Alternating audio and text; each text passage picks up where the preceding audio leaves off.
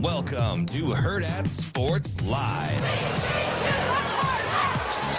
Here's Anderson with 4 on the timeout. For Christian Anderson with 8. By Virginia. I like this offensive set, Dennis, because it leads to that. Gets over, catch and flush. Harris for Boozer. Thought about a 3. Gives it to his brother. Gets it back off the screen. Into the corner. For Saar. Bricks it. Rebound Brown. Great opportunity for Saar to make the one more pass, but the offensive rebound gives Boozer another opportunity as he knocks down the 3 ball. Entry to Maher. Maher spinning baseline against Girls. 1-5. Finish. Roddy Gale Jr. with a hammer. Yeah, just I mean, they're playing their best basketball this season, and they've won 3 out of 5, and have had some really good wins in that stretch. Beat Iowa, won on the road at Minnesota, and then knocked out Washington in their last one. And it's a team that you can tell they're playing with a lot of confidence. And they play with a lot of energy and swagger. They're tough. They're physical. They got guys that are shooting the ball well right now.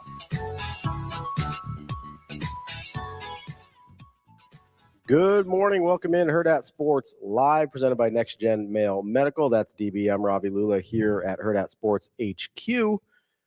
DB, what's going on, man?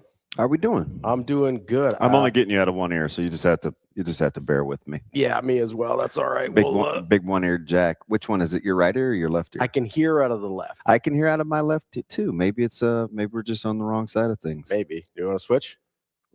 Well, I'd still be getting the left. Oh, okay. I thought maybe. No, it's the right. We can't get right. Can't get right. Maybe. Well, I can still hear anything at all, which we're making progress. It's better than Monday. Yeah, Monday was a little rough. Yeah. We'll figure it out. Monday tested my functional being adult, because I could have got a 5th down by 10:30 if I would have really given in. Which is amazing, because you didn't leave here till 10:25. It doesn't take long to do the math, does it? Coming up on the show today, we got Brian Christopherson at 8 o'clock from Husker 24/7, Andy KENDEIGH from KETV at 8:30, and then at 9:30 we'll be joined by Mitch Sherman from The Athletic. A little later on Mitch today, so I think they've got some availability he's trying to manage there. Availability. Yeah. Availability. Yeah, we got Nebraska today, don't we? Availability. Yes. Yeah, they're off today. Yeah. Practice-wise. Got a little, I think, get special teams day. We get Maher, I believe. Yeah, be back at it tomorrow. Wonder what yesterday was their first day of a 4:00-er. Oh, which was a very big deal, apparently. We moved practice times. People lost their minds. Did they? Or are you just saying No, that? it was the amount of people. I was actually talking to Avery about this yesterday. Our Avery? Yeah. Our very own Avery Howard? I don't know any other Averys. I know there's a Gossett, but so I two don't of my know her, favorite though. people are Averys. Yeah, I'm a huge Avery Gossett fan. I don't too. know Avery Gossett. She works her bunda off. Yeah. And of course, I saw Avery the other day coming in. I was like, oh my God, you just made my day. She's probably like, yeah, right. But she knows me well enough to know I'm not just going to say that. Yeah. If I said, I probably mean it. If it's not true, you just be like, hey, what's up? Yeah. Like, keep it pushing. Oh, like when I say I'm over it, I'm over it. Like, yeah, I typically say what I mean. Yeah. I think that's important. But no, I was talking to Avery yesterday about this, and it was the biggest takeaway for a lot of people from the initial availability. And I was like, you guys know, I mean, people have practiced in the afternoons before. This isn't like, yeah, we could have never practiced in the morning. Yeah. And when they flipped the whole schedule, I talked just because I've seen it for so long and know how it works. Mm-hmm. And they were fresh off of kind of online, and then COVID hit. So right after Coach Frost wanted to move practices to the morning, mm-hmm. They had this whole shifting of availability for class. Sure. And when to do class. And then when Coach Rhule got here, one of the things they had to start over with is he's a big in-person class guy. Online stuff as well. He doesn't like to do the online stuff. So just coordinating with the campuses and the instructors and the facilities, like Dennis had his work cut out early, I think, to get everything in alignment. So the afternoon schedule, I don't know any different. Mm-hmm. That's like, for me, after 6:30, I'm no good.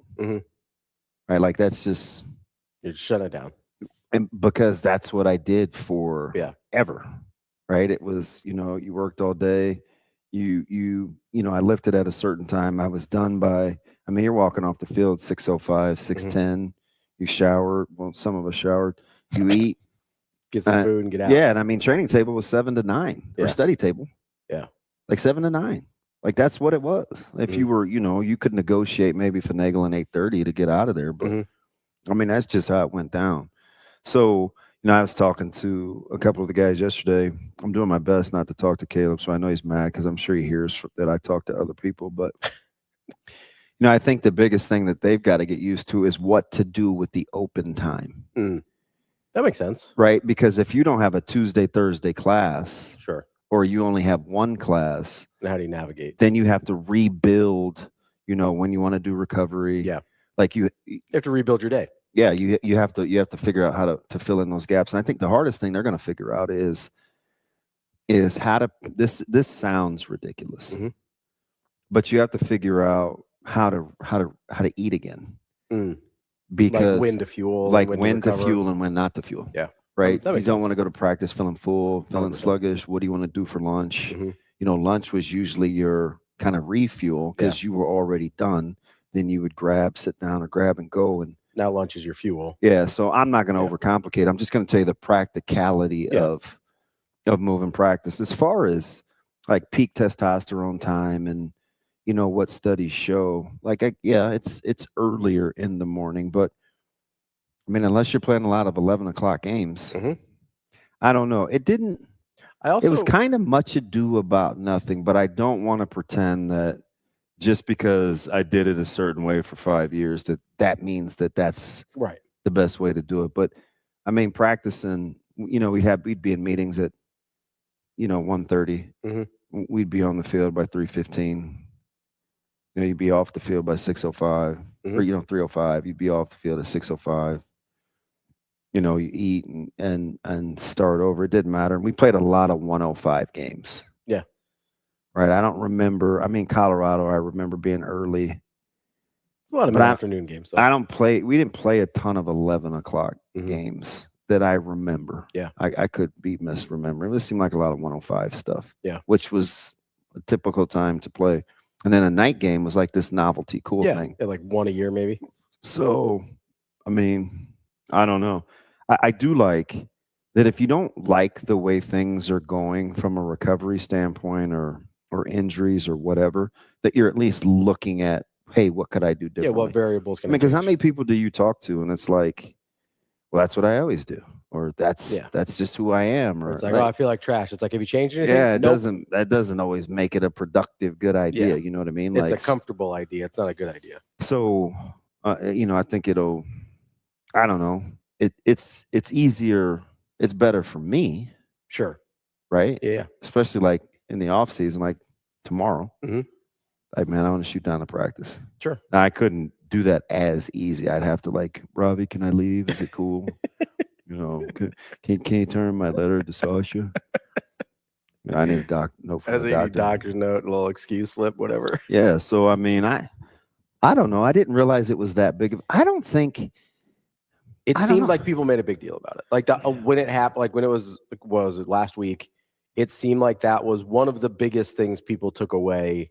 It was either the tone of the coaches speaking or you better get used to that. The practice time. And I think I've alluded to that. Here's the thing that I'm trying to get ahead of, I guess, or like I don't want people to look back at this and be like, if something goes bad, be like, oh, it's because I changed their practice time. That's a thing that like a lot of people do. No, if they're good, they're going to be good. If they're bad, they're just going to be bad. Yes. It has nothing to do with their practice at 9 or 3 or midnight or whatever, right? Like, it's not like they scheduled practices for 2 a.m. That'd be weird. Yeah, Todd, that's right. We're old enough to remember temporary lights. Yeah, like it's just I don't want this to because like I'm sort of just earmarking all these things, like kind of putting the little corner of the page of the book, folding it down so I can remember all these little benchmarks, like all the different things people are making a big deal out of. Because I don't want people to go back and be like, well, maybe that's what like. They're either going to win games because they're good enough or they're going to lose games because they're not good enough. Like, I don't want it to be about all this whatever. Like, because you know what helps testosterone more than practicing in the morning? Getting a good night's sleep. Yep. That's typically when you produce the most. Right. So, like, if you're not sleeping well or you're getting up early, and I can't remember which one of them. Maybe it was Dana. This sounds like a Dana thing to say, but you're going to go to bed when you go to bed? Yeah. Yeah. Like, they're going to bed when they're going to bed. It doesn't matter if wake them up at 4 a.m. or 10 a.m. They're going to bed when they go to bed. So the only thing we're changing here is actually allowing them to get enough sleep. Yeah. I can't have it. I'm surprised. I don't know if I believe you. I mean, Avery's going to tell the truth. Yeah. I would say talk to Avery. She was like, but I don't. It seems kind of petty. It was bad. No, I'm not being. It was bad enough. She's like, am I missing something?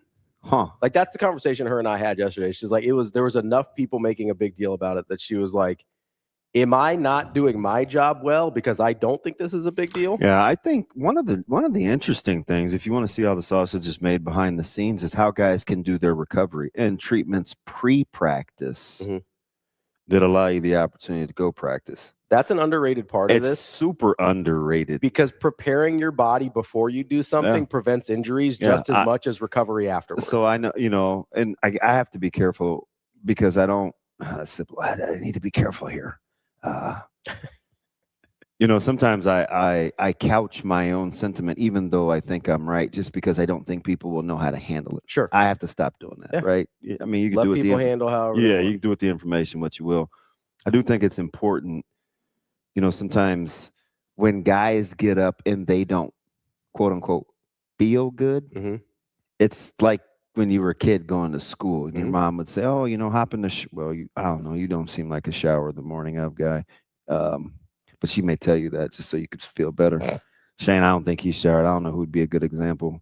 Rico's. I shower every morning. All right, Shane. So, L Dog might say, hey, Shane, I know you don't feel good. Just hop in the shower and let's see how you feel.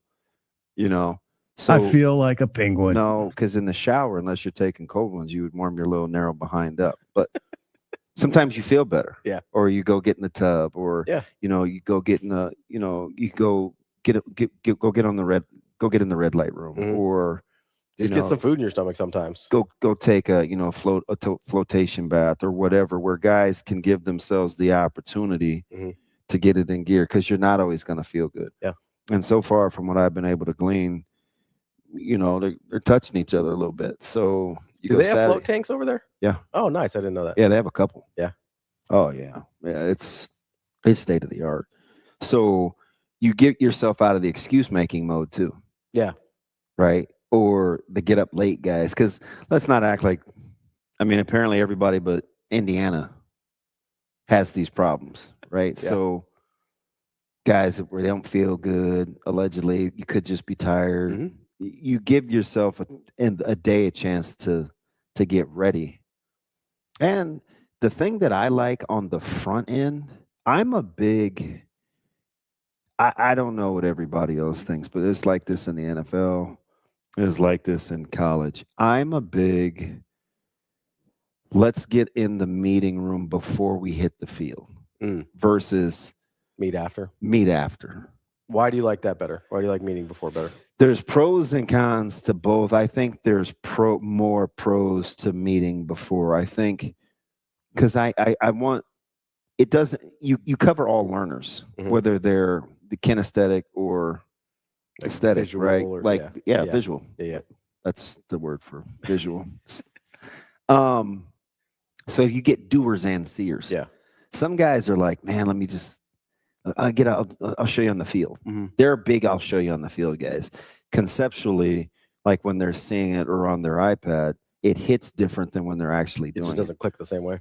You kill two birds with one stone. And you have to see how it tailors to your staff too, because some guys, so I've listened, obviously I study a lot of what Coach Cignetti says, Saban, very different approaches in terms of how they run practice. Saban does a lot of instruction in teaching and talking through drills, through practices. Not all coaches are like that. Some guys want to hit the ground running. You know what I mean? And then they'll coach it up later, and they'll say, "Hey, we'll get to it when we watch film," because they're moving quickly. They're trying to get through as many. Some other staffs are built to teach.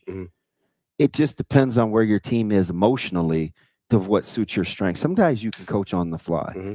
You know, we would have times, didn't matter what any of my stops were coaching. I have some coaches, you know, Coach Frank was big on, like, he was quick, you know, rapid. Hey, we'll get to it. Like, when it was time to teach on the field, it would be time to teach, but he wanted, we're going. You know, sometimes, you know, with Coach Lamanji, he'll say, hey, you know, slow it down, take your time.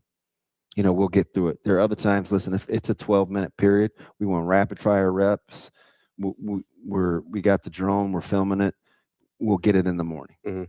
So, you know, Coach Martin was a really big teach guy. Sure.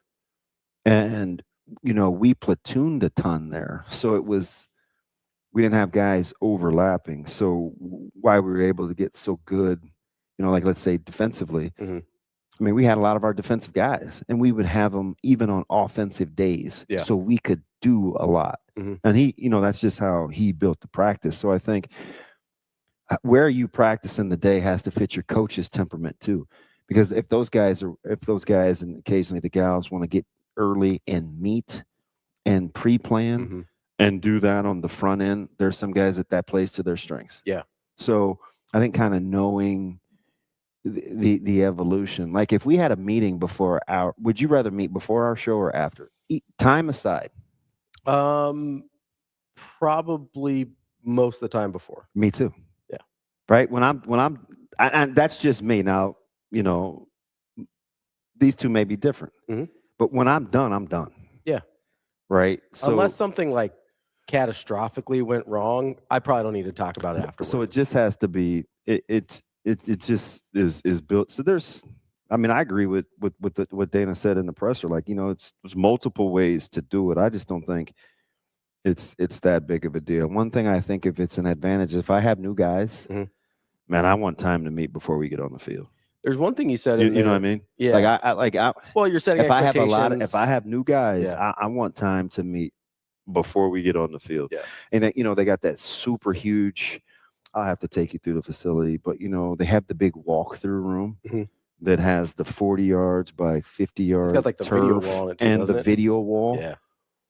I mean, you could do a lot in there pre-practice, right? You have the huge meeting room. So when I have new guys and I'm trying to do installs, which is what they're doing, I mean, what are they going to run this spring? Like 3 coverages maybe? Yeah. Right? So if I'm doing that and it just expedites the install, then, hey, listen, you know, period 2 in our meetings, this is what we're hitting in this session during practice. You get older, a little more mature team, maybe you might be able to signal that thing and go an hour 40, allegedly. It's pretty simple. You know what I mean? Yeah. I would love to see an hour and 40-minute practice, but I don't question, it can be done too, but I don't question, especially if they're intentional. You know, and he may use pre-practice too. Yeah. Like you may get a 20-25 minute pre-practice, and then when that whistle blows, like, you're into groups or your team or your stations or whatever you're doing. But now you get a more mature team. Yeah. An older team, like, you can do those kinds of things. And he hasn't had a lot of young guys. It's been an old team last so few years. far at Indiana. He's had a lot of older guys. So, like, you know, we'll see if they can continue with the supplementing as opposed to the high school recruiting. But I mean, he's been successful supplementing in the portal, bringing a lot of JMU guys, and then really crushing the portal the last 2 off seasons. Yeah. So Not bad. I mean, we'll see if what the sustainability is in that. One of the things you said in there I think super interesting was the ability for guys when they're not feeling well to sort of find a way to get right. Yeah, get right. You know, and I think having time, because in the morning, frankly, you just don't have time to do that, right? So we're getting ready to go to the Big 12 championship game, and the flight leaves in the afternoon. And, you know, my ankle was super bad. It was taped. You know, before we got there, we had a couple guys that were hurt. And Coach Solich, before he decided whether I was going to St. Louis or not, was like, hey, we'll work you out in the morning. You know, meet Doak at 10. We'll do some on the field stuff and we'll see how it works. Yeah.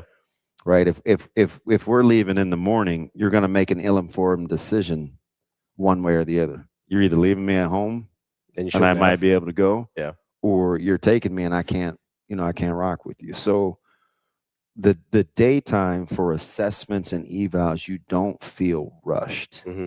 Now, you do have to learn to manage the time, though. It is an incredibly long day. Yeah.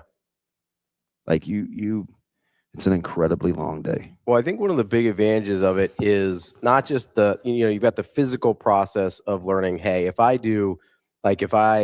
get in the sauna and then I get in the red light room and then I do a float for 30 minutes or whatever, I can get to a point where I feel good. I think learning the physical process of what gets you there is important, but B, just knowing, hey, just because I wake up feeling a certain way doesn't mean I'm resigned to feeling that way by the time I get on the field. Right. Like psychologically, that's really important. I agree. I mean, but shoot, look at us. I might be better at 8:30 than I was at 7:30. Yeah. Just because I had time. Yeah. Right. Whatever is going on in my head or how I feel. Yeah. I get a chance to get lathered up. So I don't know. I can't. I'm just gonna tell you, I wouldn't love to practice at 4:00 as personally. Mm-hmm. Little too late in the afternoon for you. That's it's 51-year-old me, mm-hmm. and I think I like to do my I like to do my work on the front end. Yeah. Right. So because I felt like once I was done playing, I'd earned the right to enjoy the rest of the day. Like have your time back. So that's the part of me talking as a player. It depends on what time you get. Like I bet scheduling was critical. I wonder if they knew ahead of time, because I certainly would do my class scheduling different. Oh, for sure. If I'm going to be an afternoon practice guy. Yeah. Because how would you structure it? Like ideally. So if they're practicing at 4. Monday, Wednesday, Fridays, I think you're starting on the hour, or is it on the 15? That's Tuesday, Thursdays on the 45. You're done. So I would go. I would go. No, I would take 9 hours Monday, Wednesday, Friday, and I would take 6 Tuesday, Thursday, mm-hmm. and I would try to have my labs on Tuesday, Thursday, and my lab a little later in the morning, if I could. Yeah. Now you still have to listen if I'm in, Soch 238, and this is where it's at, but I would like to go like 8, 10.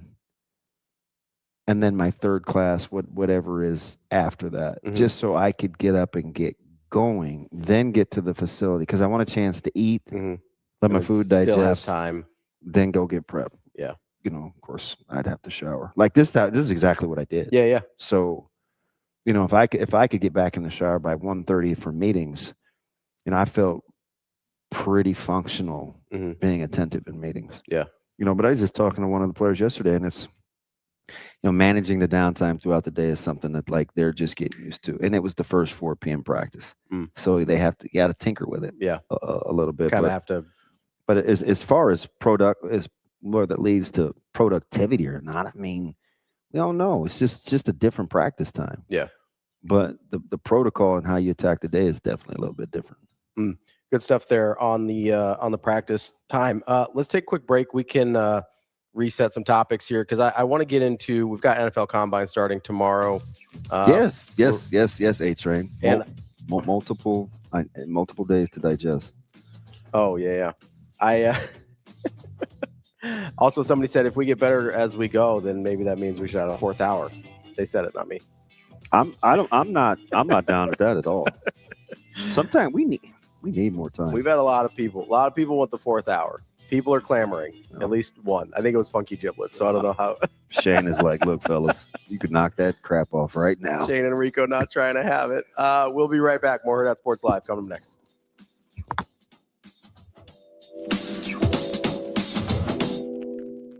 Yeah, they've been able to keep some guys from last year that were real key players for them. Benson's playing at a high level. CJ Gunn's playing at a high level. So I think it starts there. And then they've added some good pieces. And defensively, they've been extremely sound all season long. And why they won at Seton Hall, but they played well at against St. John's on the road. They had Xavier down 18 in the second half at Xavier, lost that game. They had Villanova down 8 to 10 points in the second half at Villanova. So they've had some near misses on the road. And, it's a team that I think really believes. They'd won 2 in a row, coming into that Providence game, and they're on the free throw line with a chance to win it, and unfortunately missed a couple free throws. So they're playing at a pretty high level right now.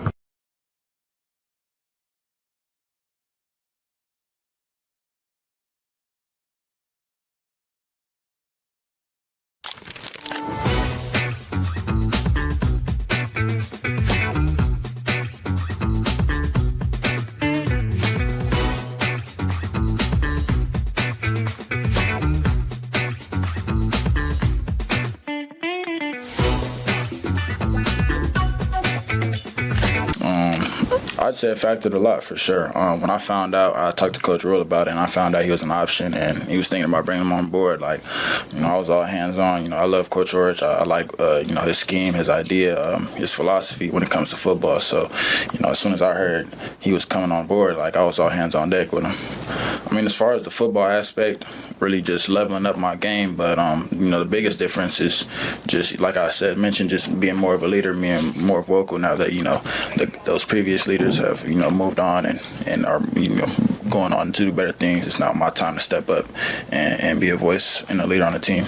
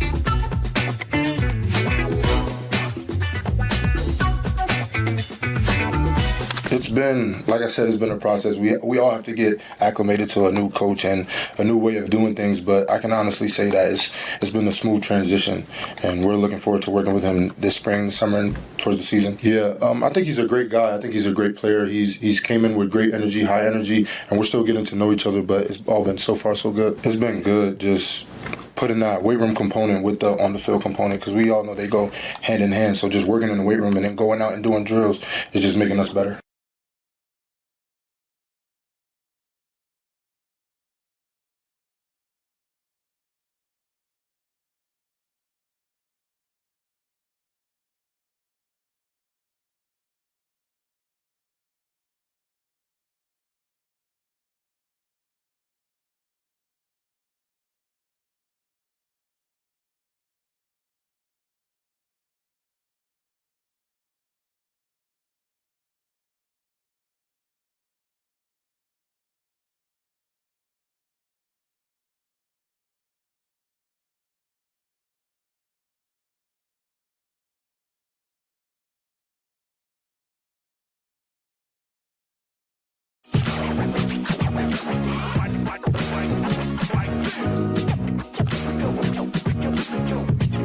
You're listening to Hurrdat Sports Live.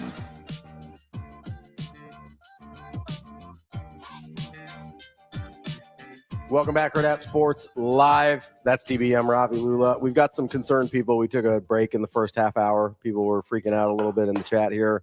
They said no food mentioned either. Kel Jam says, hug your loved ones. The world might be ending.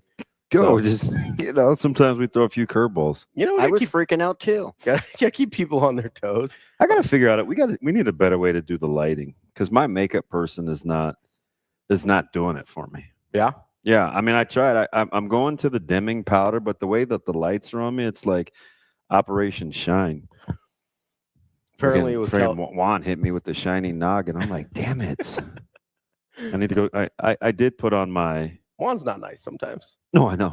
I'm well aware. Juan throws a few curveballs, man. Just make sure you're not settled in the batter's box. Would you like to play? Do I know a black guy today? Pass. Are you serious? Yeah. I'm passing So on the you're white. like, oh, for your last. I'm passing on the white guy too, though. No way. Yeah, who do I can't. I'm getting a nasty glare off of him here. I'm trying to. Are you really passing? Yeah, I'm not good at faces, man.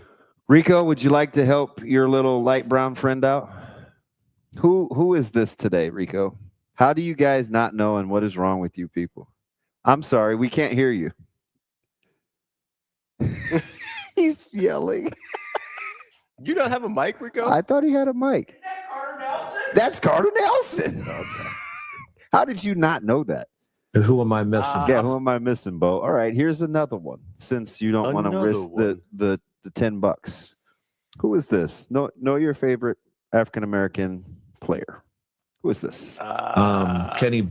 I mean, I think since I missed the white guy too, that actually gives me some credibility. Your equal opportunity dummy. Yeah, it's certainly not a race thing. It's just I don't know faces. That is Andrew Marshall.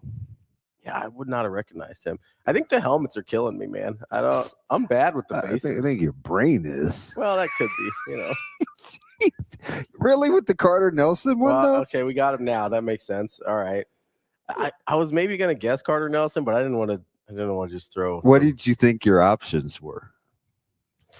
I knew it wasn't Rex Guthrie. Although they both, it's a shoulder for both of them. Yeah, I didn't have a good. I didn't have a good answer. Carter Nelson was about the only one I could think. Did you pull up Andrew Marshall? I'm working on it here. So what head should we get this offseason? Ooh, who do we need? Well, there's a lot of guys we need. I mean, we need to get Calandria, probably. Yeah. Need to get Calandria. I would like who else is a big addition that we wouldn't have yet? Or maybe do we have a Williams Winery head? Yes, okay. I do have William Winery. We need a Winery head for sure. Do we have an RVP? No, we do not have a Van Poppel. RVP might be good. Do we have a Pritchett? I have to get 3 new linemen too. Yeah. Do we have a Pritchett? We need. I think you know what, JMP. I might have a Ja'Cory Barney. I think I do. Ooh, that's a good one. I know he's not on the stick though. Okay. So I gotta get Babalade. I gotta get Mbanga. I have to Meet Jack Black. Mm-hmm. Which, by the way, is a horrible movie. You mean Meet Joe Black? Meet Joe Black? Jack Black was the character, but the movie was Meet Joe Black. But that's the Brad Pitt movie. Yes. Yeah. Jack Black is he in that movie? No. Okay. Jack Black is in. He's the funny. I mean, I know who Jack Black is. Yeah. I just was confusing the movie title and the actor. That was what the whole joke was. I have a Kalen Suave. I got DK. You've got a Caleb, right? My Caleb? Yeah. Yes. Funky says Caleb needs to be in there. I would recognize Caleb. I would get that one. Although he's down about 6 pounds. Yeah. You lean up a little bit. Yeah, he hasn't cut his hair, has he? Okay. 21st birthday. Okay. That's what he said during the whole family tree thing before they kicked me out. Kicked you out the club? Yeah. Yeah, all right, Dad. It's cool. All right, we're good. We got him. So we had to call my mom, and Zoe goes, geez, Dad, you guys are just spilling all the tea. I can't stand her, but I love her. Yeah. So we need maybe Gilmer. Austin just says, whoa, I just Googled Jack Black. This guy isn't black at all. Wow. I believe him too.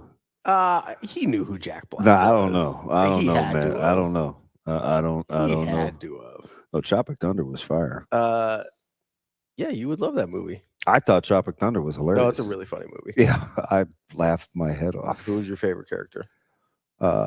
Clearly Robert Downey Jr. Okay. Yeah, but I for all Robert Downey Jr.'s problems, I actually I like Robert Downey Jr. I like Robert Downey Jr. Kenny, he has a Jess. I think you have a Jess Cootie, right?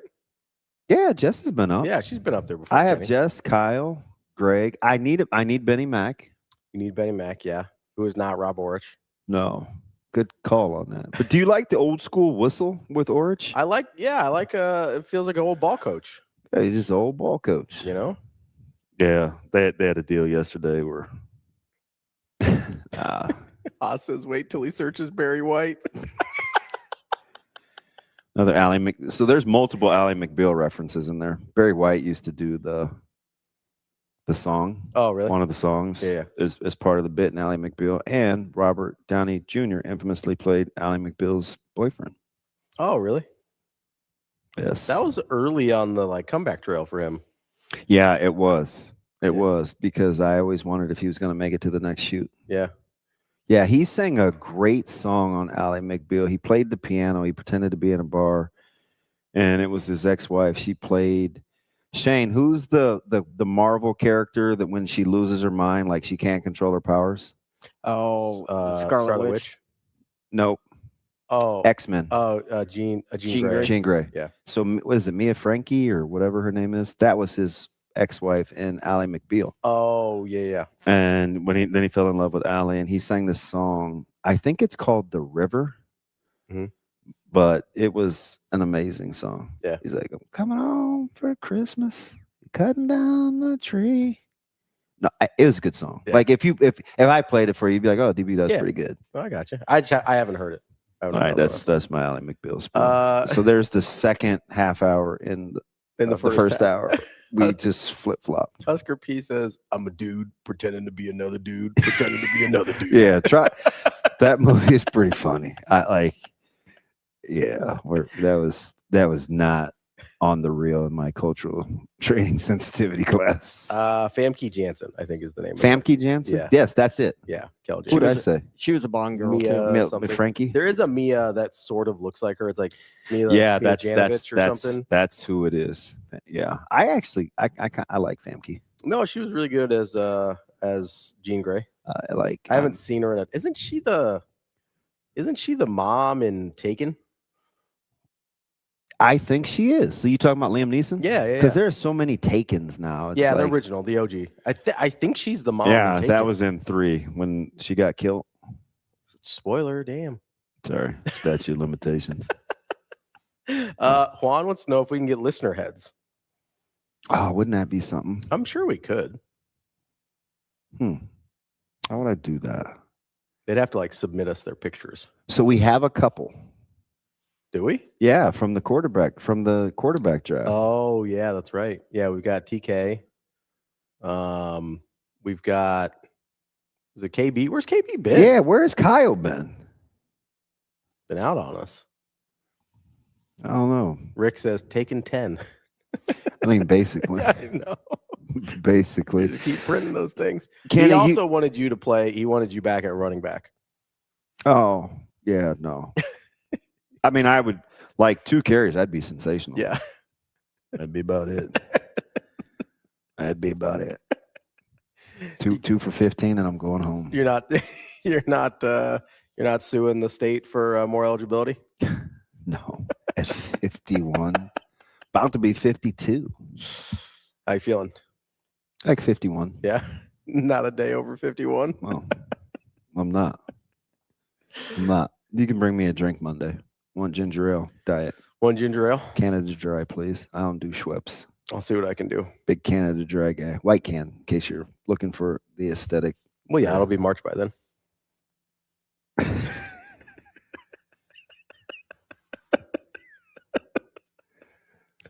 You all right? You gonna be okay? That's fine. I award you no points. Who moved and my may God magazine? have mercy on your soul. I don't know. I think so. Maybe I'm guessing Sasha did so you could see it better. Oh, It was I think it was kind of hidden behind you. I didn't want to see me. It was just down there for me. I like me. Shut up. Oh, I like the Roger Craig one a lot though. Big Roger Craig guy. Yeah, I love him. Go Niners. Not that. Well, he's wearing that's a Niners uniform. Yeah, I right understand there. what uniform he's in. Go Niners. No, it's not No? what that picture's about. Are you sure? Yes. You seem like you're a really big 49ers fan. They're fine. Yeah. You don't hate them. Yeah, I mean, growing up, they were fine. My dad's a Ronnie Lott guy, so Well, USC. that made it work. Yeah. I wonder why he didn't make me like Minnesota or stuff like Dennis Smith and.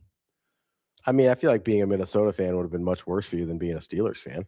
I mean, they're all flipping Trojans. I know, but which, by the way, can I get a sleeve for this thing? I don't know. I don't know. Just out on DB having a mic muff. Yeah, you don't get any. Swap. It's a funny. Looks like a little kid. I mean, maybe You can't say that word in front of Rico. What? Mike. Well, maybe. All right, Shane. I called it that once. I'm not doing it again, Austin. That was back in my former life. Yeah, you gotta. No, you're fine. You'll be all right. Yeah, I took more liberties then, but I have way more freedom now. Oh, FCC. FCC won't let me be 100%. big M&M guy. Yeah. What time's the presser? 10:30? I think so. I didn't read the email. 12:30. 12:30? I know. Well, even that's later in the day. I was walking down trying to get this powder to knock off the shine during the break. Would you rather go 6 to 6 or like 8 to 8? For like my day? Yeah. 8 to 8. Okay. 6 to 6 is, I mean, 6 to 6 would be a struggle for me. I used to look at like Gabe's schedule on like that Live 360. I was like, how's this dude still at the stadium? Mm-hmm. I mean, if you give me my preference, I'd probably go 9 to 9. 9 to 9. Like I'd go, yeah, I think probably 9 to 9 is my sweet spot. That might be about what it is. Because 8 to 8, 9 to 9. I'm not a morning person. I know what I do for a living, but like I'm not a morning person. So if I like 9 to 9 means I don't have to get up that early and I can still be. I mean, ready. because you're going to put in minimum 10 hours. Yeah, I like if the good ones will get to 12. I can expect. I'm totally okay expecting to put in a 10 to 12 hour workday between class, practice, whatever else. I'm cool.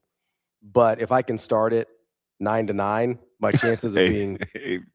I'm sorry, it's 12 o'clock and 12:30 for the players. Oh, I thought she was saying she was starting noon. Yeah, noon to midnight. I was like, damn, Abe. Thanks, Abe. Joe Good, you're 6A to 6B guy? Apparently. 6 a.m. is fine. I'm not a morning person. Like, I mean, I go 5 to 12 probably. That thing well, that's because you don't sleep at all. So that's it's an unprecedented low. Really? I am a miserable soul. Like we're going on this is a bad 3-week stretch. Jam Potato does not wake me up at 4 a.m. Dude, how did Bella and Potato do? Potato did not like Bella. Bella wanted to play. I'm out on Potato.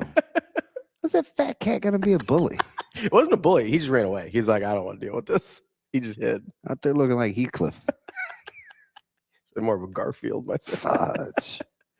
No, Potato was just like, nah, I'm cool. Wait, how are you gonna go 5 to 5? That's wild.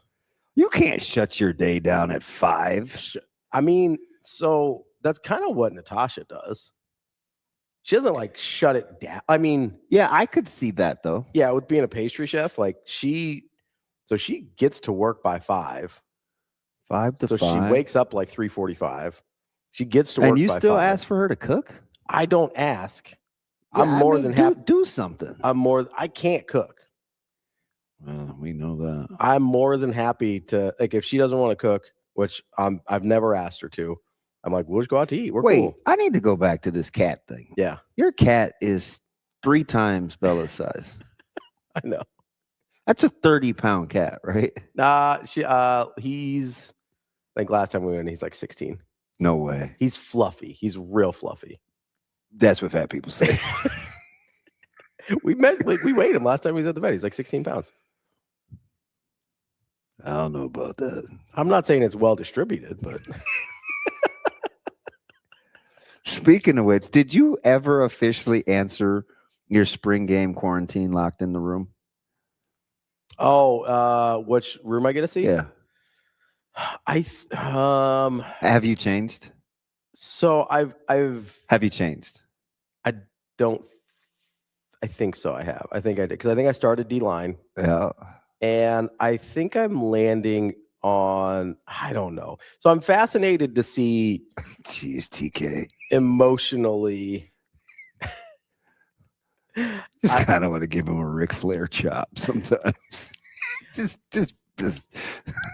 God, he's a terror. I want to see kind of emotionally and leadership wise what the D-line room looks like, because I think that might be the single biggest variable on the defense right now. Is if the players in that room, because like, listen, I'll either die on the hill or somebody can kill me on it. I still think that's a talented group. Yeah. I thought it last year. They're significantly better than they showed last year. I agree with you there. I thought they were good last year. I got killed for it, rightfully so, whatever. I still think there's a good amount of talent in that room. I don't know. The biggest question for me is whether or not we will see them play up to their talent level, because we didn't last year. So if I can get a sense of what the tone of that room is, that might be the place where in a vacuum where I get zero other information that I can actually learn the most, right? If I don't get to see him going up against O-line and I only get to see that room operating, I feel like I might be able to learn the most there, because I think that's the biggest variable is the tone and emotion and leadership of that room. Yeah, I changed. Where are you at now? I'm going, well, they were 1A, but they're not 1. D-line? No, linebackers. Linebackers. So linebackers is the other one that I was considering flipping it with. I don't know if I can learn as much in a vacuum from that group as I can from the D-line. So that's my debate. I am fascinated by the linebackers though. So that's why it's a question for me, because I want to see Chambliss. I want to see. Is defense the first 3 stops? You going on all 3 levels of the defense before you do anything on the offense? Yes, because I don't need to see quarterbacks throw on air. That does nothing for me. If you can't throw on air, like, I'm out anyway. So it doesn't matter. You know what I mean? Yeah. Like, if I don't get contact, if I don't get live snaps, if I don't get going up against corners, like, I can learn nothing from the quarterback room. And that's the only place. I would imagine that quarterback room is incredibly competitive. Yeah. I mean, because who's laying down in that room? You know what I get a sense, though? This is just pure vibes. I have no information here. I think they kind of get along, though. Yeah, I would assume so. Like, I get a sense that they all get along pretty well. Kalen can get along with anybody. Yeah.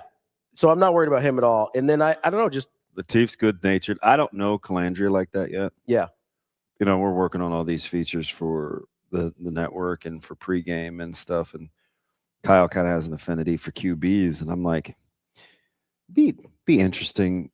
And a get to know you, because he has so much experience, and it's not always been rainbows and butterflies. So he'd be an interesting personality. Yeah, I mean, he struggled at Virginia. He obviously was really, really good at UNLV. I'm fascinated. I'm fascinated by that room. I just don't think I can learn anything from the scenario. Yeah, that I'm given in not running backs, huh? Not sure I can learn. They are fascinating. Not sure I can learn a ton in that scenario from running backs either. Like, unless I get to see them live, I don't know how much I can learn. You probably can learn more from that room than I can, just because I don't know. Like, outside of live, I don't know what I'm looking for in the same way. Do you think you can't unknow what you know? And we'll get to the combine here in a second, because this leads me into how he's going to perform. Do you feel like you're more excited about a running back in that room than you were Emmett Johnson preseason last year? Yes. It's exciting. I appreciate you being honest. Yes. I mean, I'm not going to go back and be like, I know there was a lot of people that were high on Emmett. I thought the room was fine. If I didn't see 1500 coming, nobody else did either. I thought coming into the because season, I was the honk. Yeah. You and TK's been on EJ, and like, there's a couple guys that have been on Emmett for a while. You've been as vocal and adamant that he was good as anybody. I thought the room was just fine. I didn't think it was bad. I thought it was just fine. And Emmett obviously turned out to be incredible and vaulted himself off draft boards, and I'm incredibly happy for him. And it was super fun to watch him last year. But coming into this year, I probably like Nelson more than I liked EJ. Why aren't you as excited? Why aren't you excited, TK? Because he loved Emmett Johnson. He loved him. Oh, I know. So, I like, know. anything is a drop-off, right? Like, that's how I take it. It's just anything would be a drop-off. I for got TK. a guy that fits his temperament, though. With Mackay? I've got a guy that fits TK's temperament. Oh, yeah. Mosey would be a TK guy. So that's the other that's why I have to honestly say I'm more excited about this room than I was last year. And not to saying that the results will be whatever, but just in terms, like, I love Mosey. You know this. He would be a TK guy. I love Mosey. I don't know why. I've been, especially after they moved him to running back, I've been absolutely enamored with the idea of him because of some of the things and how, like, he runs so hard. Yeah, it's funny too because it's easy for me to play favorites, Mm-hmm. but it's more on a personal level than like what I'm saying. Yeah. So I'm talking to Caleb about practice yesterday. And I'm like, hey, such and such and such and such. He's like, yeah, coach pulled me to the side. He's like, hey, don't grab, right? Because Coach Rhule is and it's music to my ears, right? Form tackling and fitting, like. If they're not taking guys to the ground, like, and I say this all the time to our guys, so I'm like, preach it, baby, preach it, because it's how guys get hurt, where you kind of grab or you pull or you tug when guys, they get snapped back or down. And he goes, hang on. I'm watching this thing with Mackay. I go, oh, you and Mackay are watching film together? He said, no, I got, it was a screenplay and they thought I grabbed him, but I didn't. I'm just making sure that I was right. And I was like, ooh, which one of my kids do I side with? I was like, look, man, leave Mackay. Like, keep that guy healthy. Yeah, I copped to a Mackay misdemeanor. No, I like. I've eaten more with Mackay lately than I have Caleb, so advantage Nelson. Whose choice is that? Caleb's. Okay. That's why he's out. Give me Mackay. Out the club. I like the room. I'm more excited about the room. And obviously, if I had known if I had known what Emmett was going to be, like, that's a different answer. But like, what about tight ends? Tight ends, I'm cautiously. I'm going to the tight optimistic. end room before I'm going to the O line. Oh, I'm not going to the O line. O At all? line's like last. Behind wide receivers? Second to last after wide receivers. I'm fascinated because I told you who the get of the recruiting class was. On O line? Yeah, no. Oh, a tight end. Yeah, Sorensen. Yes. Yeah. You big Sorensen guy. Yes. Yeah. I was watching that film with Jess and I was like, we were getting ready for the recruiting special. And I'm like, and I said it's to Tim in November. I'm like, Sorensen's good. Yeah. He's way good. Yeah. I know Dana got asked about him specifically, but like, he seems like a guy. I got to know what the rotation looks like at tight end. Well, he was a lineman first. That was the thing that I was fawning over. Because I just watched him in space. I mean, we literally just broke down film. Yeah. I'm like, this guy moves like an agile tackle. Yeah. Which you don't see that go from offensive line to tight end very often. You see it go the other way. Yeah, the other way. Right? Where tight end eats his way or like into builds being his a way tackle. into being a tackle. But you don't very often see the tackle be athletic enough to move to tight end at the next level as he moves his way up. So that is fascinating. I don't know. I like pass catching tight ends, but there's something about tight ends that can give you an advantage, like on the offensive line, basically. Yeah, I'm fascinated because I want to see the schemes. Right? Are we sticking with a ton of duo? We talked wanting to be a counter team, like counter. Like, are tight ends inserting? Are you guard tackle? Are you some variation of between guard tackle, tight end? Like, the tight end room is fascinating to me because those guys have typically always get better, which is why I was a little bit disappointed that it's my bad on Carter's missing the spring. So talk to me about duo versus counter and the tight end roles in those specific schemes. Is it duo? Typically, you're doubling at the point of attack play side. Right. Counter, you can use a tight end as like a second puller. So that's what I like across the formation. Right. So that's what I like. I personally, maybe it's just an aesthetics thing. Maybe it's because of watching you guys growing up. Like, I like pullers. Yeah. I mean, the good running backs like 42 counter sweep. It's outside. Yeah. The average guy is like 42 or 48 counter trap. The inside counter. That's inside counter. That's what I like. Like Amon just wanted to get outside and run. Hey, listen, LP has one against, was it Colorado State or maybe Wyoming, where Zach Weger runs about a quarter of a mile from backside to front side on 48 counter sweep, and it is so pretty. Yeah. And you see this 72 like running like this fluid athlete, and then you see this one behind him kind of just reading an alignment, blocking guys in space. AG was a counter sweep guy. But 42 counter trap was what scored against Vatek. You see Taylor just smoke the puller. Yeah. Or the pull and taking on taking on the puller, right? Yeah. He got a little too vertical. Taylor ear holes a guy. Like the crease was so it's like running between these two cameras. Yeah. Just get skinny in the hole and get through. Yeah, man. But you just trust those guys, like, and it's such a quick hitter. I'll be curious, and you can use a lot of you can throw out of it too. Just watch SC. Yeah. Go watch USC. Now, hopefully we got a Woody Marks. Yeah. Or somebody like that. But SC's counter game is Utah's got a good one. It is, because I'm not like a huge outside zone guy. Yeah. So if you're gonna scrap a run, a running style, like I would ditch outside zone. Yeah. You do have to find a way to get to the edges, but I mean, because inside zone and duo are different things. Counters obviously counter. I'm not a huge outside zone guy. What's the this might be a very dumb question before we get to BC. What's the difference between stretch and outside zone? It's the same thing. Okay.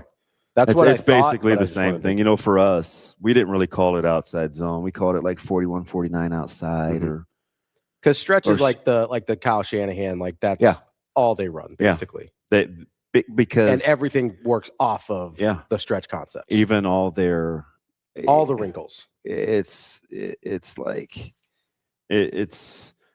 a very tough scheme to defend if you're good at it, because it all looks the same. Yes.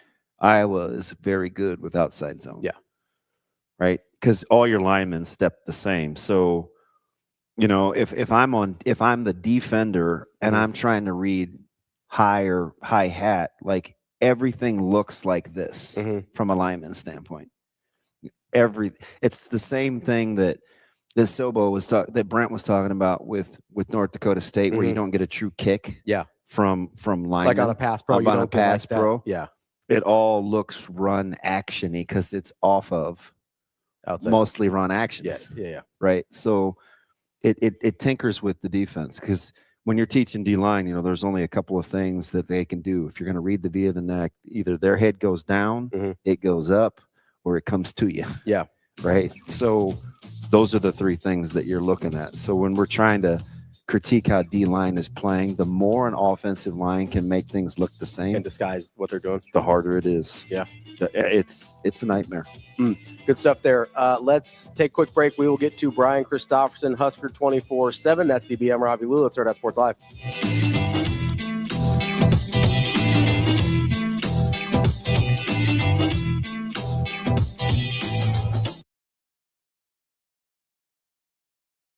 Yeah, I think the maybe the biggest adjustment in today's football is that you're not really building off the previous year's team. I mean, it's kind of a brand new team every single year, and so everybody, whether they were here before, or whether they're coming in as a freshman or coming in from another school, they all have to sort of adapt into each other. I think from the very first moment that I met Anthony, when he got out of the car with his parents on the visit, you could tell that there's something special about him. Right? He's a dynamic player with a great personality, very affable. I mean, at the end of the day, I think you want your quarterback to probably walk a little bit different than everybody else. He has a lot on his shoulders, but be one of the guys.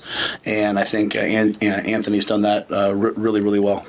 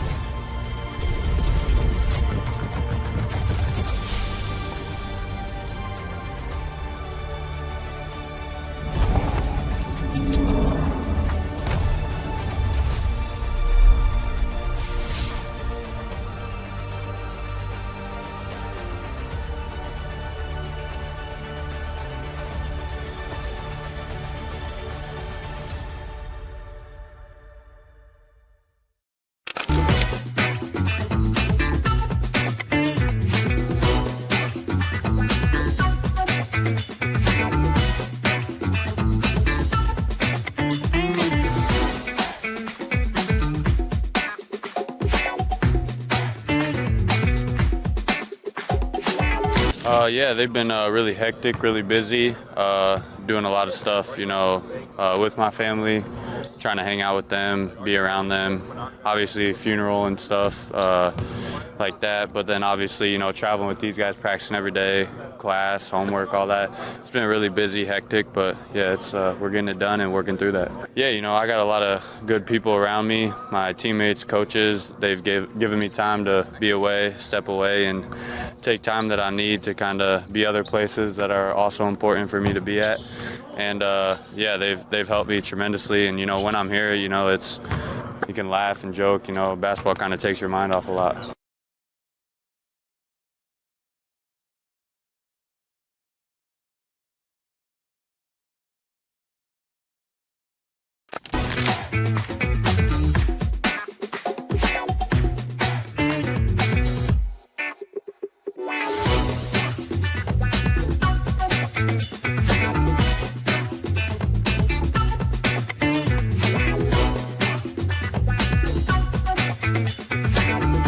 Yeah, they're playing their best basketball this season, and they've won 3 out of 5, and have had some really good wins in that stretch.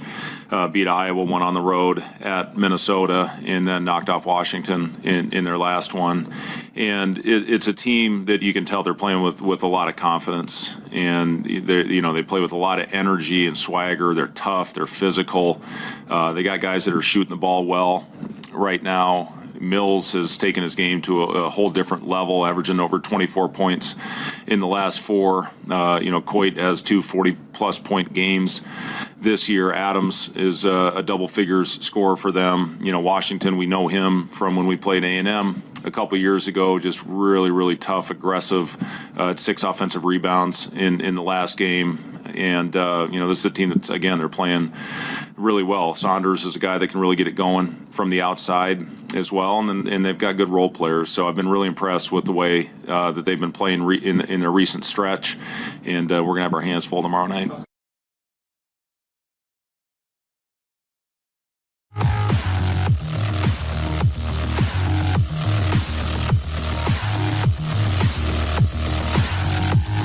You're listening to Hurrdat Sports Live. Here is Husker 24/7 senior writer, Brian Christopherson. Yeah, you got guys walking into Ace Hardware without their shirts on. Brian Christopherson. We got a pretty good sewing circle in this state. Brian Christopherson. To me, it's like crunch time, baby. Here is Brian Christopherson. Welcome back, Hurrdat Sports Live, presented by Next Gen Mail Medical. That's DB. I'm Ravi Lulla here at Hurrdat Sports headquarters, and we are joined now by Brian Christopherson of Husker 24/7. BC, how are we doing today? I'm doing excellent. How are you guys? I'm pretty good, man. I think things are good with you. Are you ready for this little mini couple-day warm-up?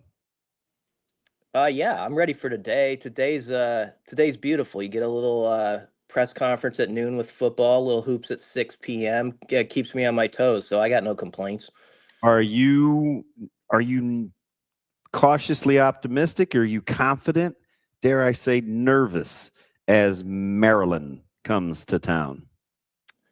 I'm confident in the fellas that they've got their heads on right, and I know there was the little flu bug that's been going around and got Jamarcus as the last guy, but I don't know. This has seemed like a team that stays dialed in and doesn't overlook anybody. I don't think they've lost a game or anything like that because of lack of preparation. So, I like when you hear a guy like Cale Jacobson say, no matter what the records are, we always want to be the most desperate team. You got to play like the most desperate team. And I kind of think they're going to come out like that. Now, I have some respect that Maryland's turned it up a notch, and I think Maryland's going to look really good in the layup line tonight. But I feel okay about it. BC, as we get into, I'll start with Nebraska football here. As we get into more availability, like what are some things you're thinking about as you try and figure out what to ask the coaches here? Yeah, it's good, Ravi. It'll be interesting today. I think Maher is going to be one of the guys talking, and like each guy probably has their different angle. With Brett Maher, I covered him back when he was a kicker punter here at Nebraska, and I was always struck by his even keel. And something Matt Rhule said last week kind of stood out to me about Brett is like, that's a guy who obviously he's taking on a position where you can take some arrows sometimes if you have a bad week or your group doesn't live up to expectations. But you talk about a guy who is sort of built for it. When you think about how much he was under the microscope as a professional kicker and ups and downs that go with that, and he had some great moments, had some tough moments, and you show up the next day and try to do it better. And then the fact that he was surrounded by all these really good special teams coordinators throughout his career. I'm just kind of curious from him about that, like having that mindset that was instilled in him as a player about how to deal with the ups and downs and keep it level, and also what he learned from all those guys that he's been in the room with. So he comes to mind, with those, and then with Corey Brown and Roy Manning.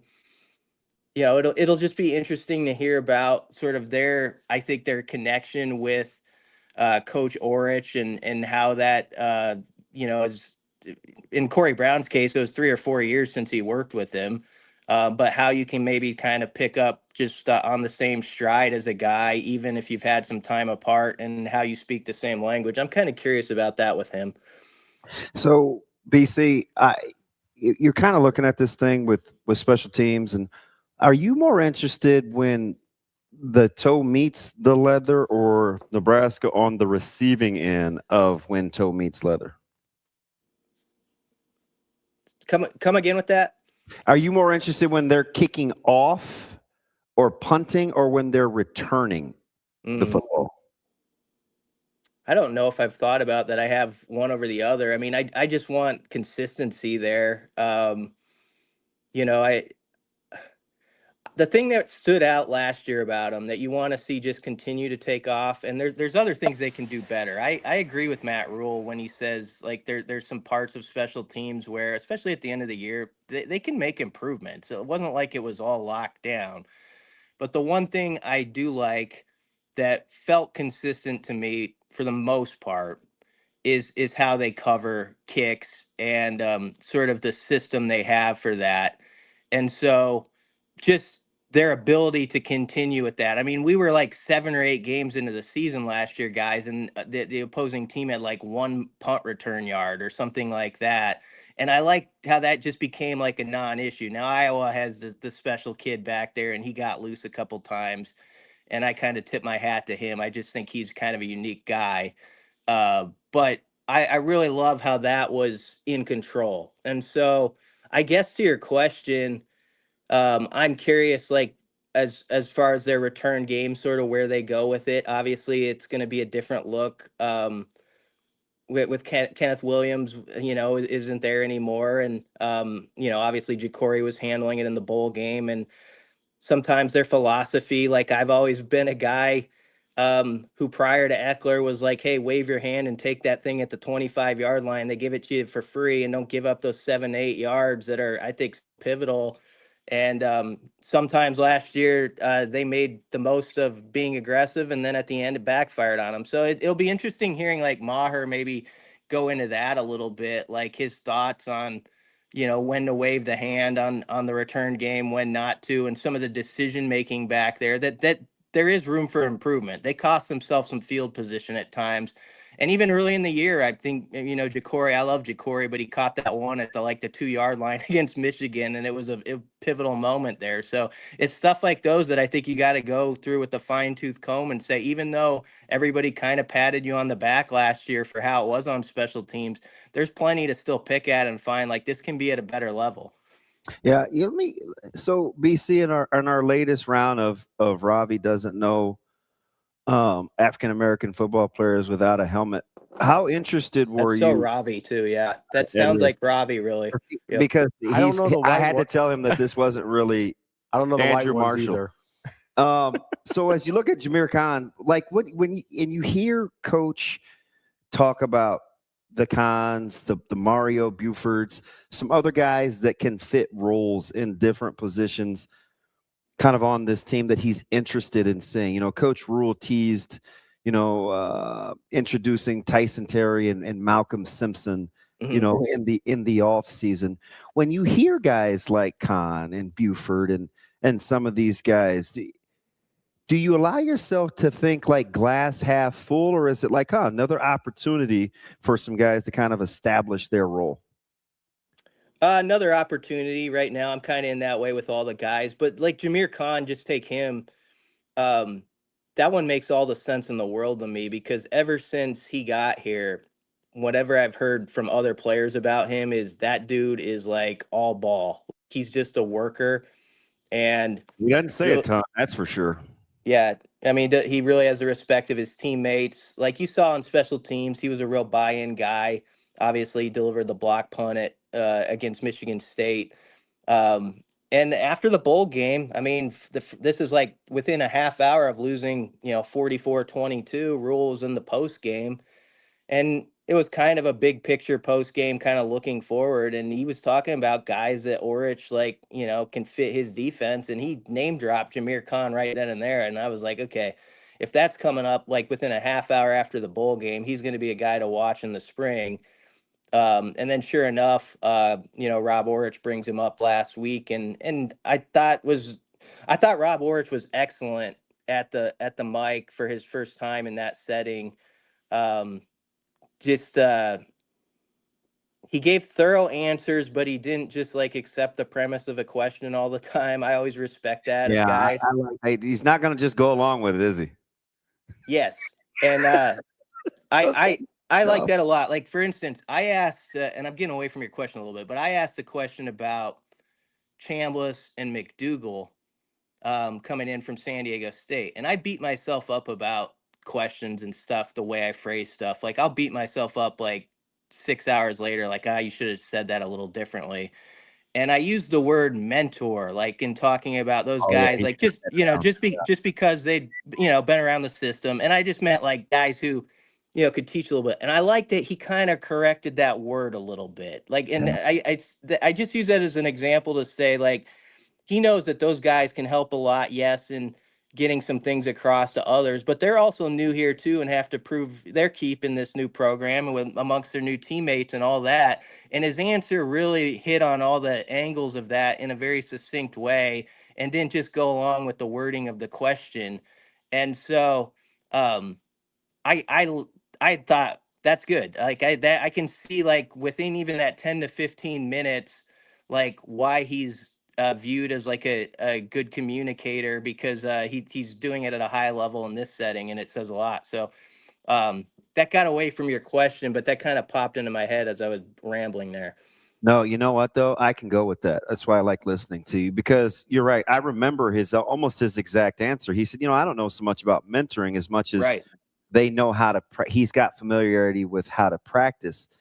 And the cool thing about that is he said everybody has their own leadership attributes, right? So not only is he like getting inside the question and the actual verbiage, he's empowering other guys too to the positive of their skill sets without saying, well, I'm not penciling him in as a starter. I'm just telling you, like, he knows what he's doing. So he set the standard of reframing the question, but he also empowered the other guys too. Like, hey man, like let's not implying here that you got to take a back seat. We're all in this together. Like I remember that answer specifically.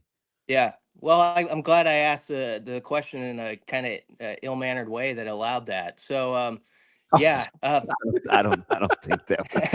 No. I thought so too. I actually, right when he answered it and kind of shifted that, I was like, I like that. Like I like, people will think that this isn't the way. They think like a reporter always thinks like he asked some great question. I think I ask a lot of stupid stuff or stuff where it's like, I didn't quite get that out how I wanted to, much like I am on radio segments. But I like when a coach or player has his own mind on it. He's like, okay, I'm listening to you, but okay, this is what I want to say. And this is, we're not just going to go down the lane you want to go with that.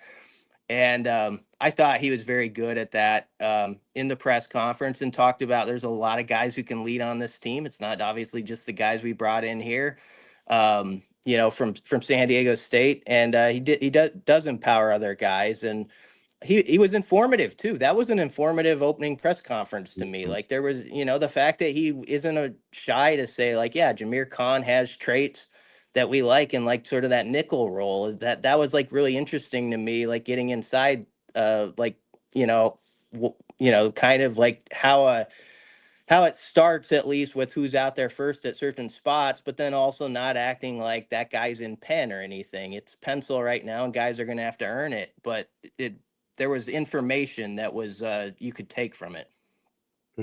BC, if you got 30 minutes with a position coach, so none of the coordinators, just a position coach, which guy would you choose and why? Okay, I'm thinking through that. Man, there's a definite good one. Addison Williams kind of pops into my head first off. And maybe the reason is because he's been around the guys for a year now. He's seen he saw what happened last year up close, so he can give you that frame of reference. I take it the question is like a coach who might kind of like you're sitting at the bar stool, and he would maybe tell you some things between you and him. And I just think Addison could be interesting, just like, having been through it last year, getting a look at sort of the guys that were in that room. I think ultra competitive secondary this year, as far as how it's going to play out. And so for those reasons, I would probably pick him. But boy, that's a tough question. It's a good question, because you could, it's like a 1A, 1B, 1C kind of answer. You know what's interesting? You know who I would kind of say, just because of the dynamics of his role, and we haven't seen or heard much from him. I may go with Teasley. That's a good one. Yeah. Right? From kind of being out in front. Yeah. One of the guys, preeminent used to be conference. And, kind of his role with Coach Wade, because I listened to Coach Rhule pretty carefully, and it seemed like he was very clear in the design of the room. And, Coach Wade does this, and this is Coach Wade's room, and Coach Wade, and this is what Coach Teasley does over here to the side with the.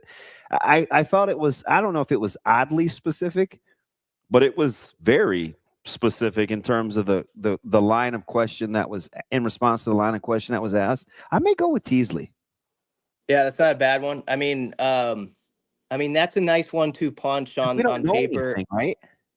Yeah, and I gotta say, like, as far as what could you get done in like your first 2 to 3 months on the job, people can say, oh, you're always positive, you're more positive than not, but it's been positive with those guys since they got here. Like, if you think about Jeep and Lonnie, and the portal work they did help do, obviously Lonnie had that connection with Tree, but then you hear like Pat Stewart and Rhule talk about like Jeep and his how he helped with Mubanga, who went on visits after he was in Lincoln, and you're like, okay, the meter's swinging the other way on us, we're not going to get him, and Jeep just wouldn't let it happen.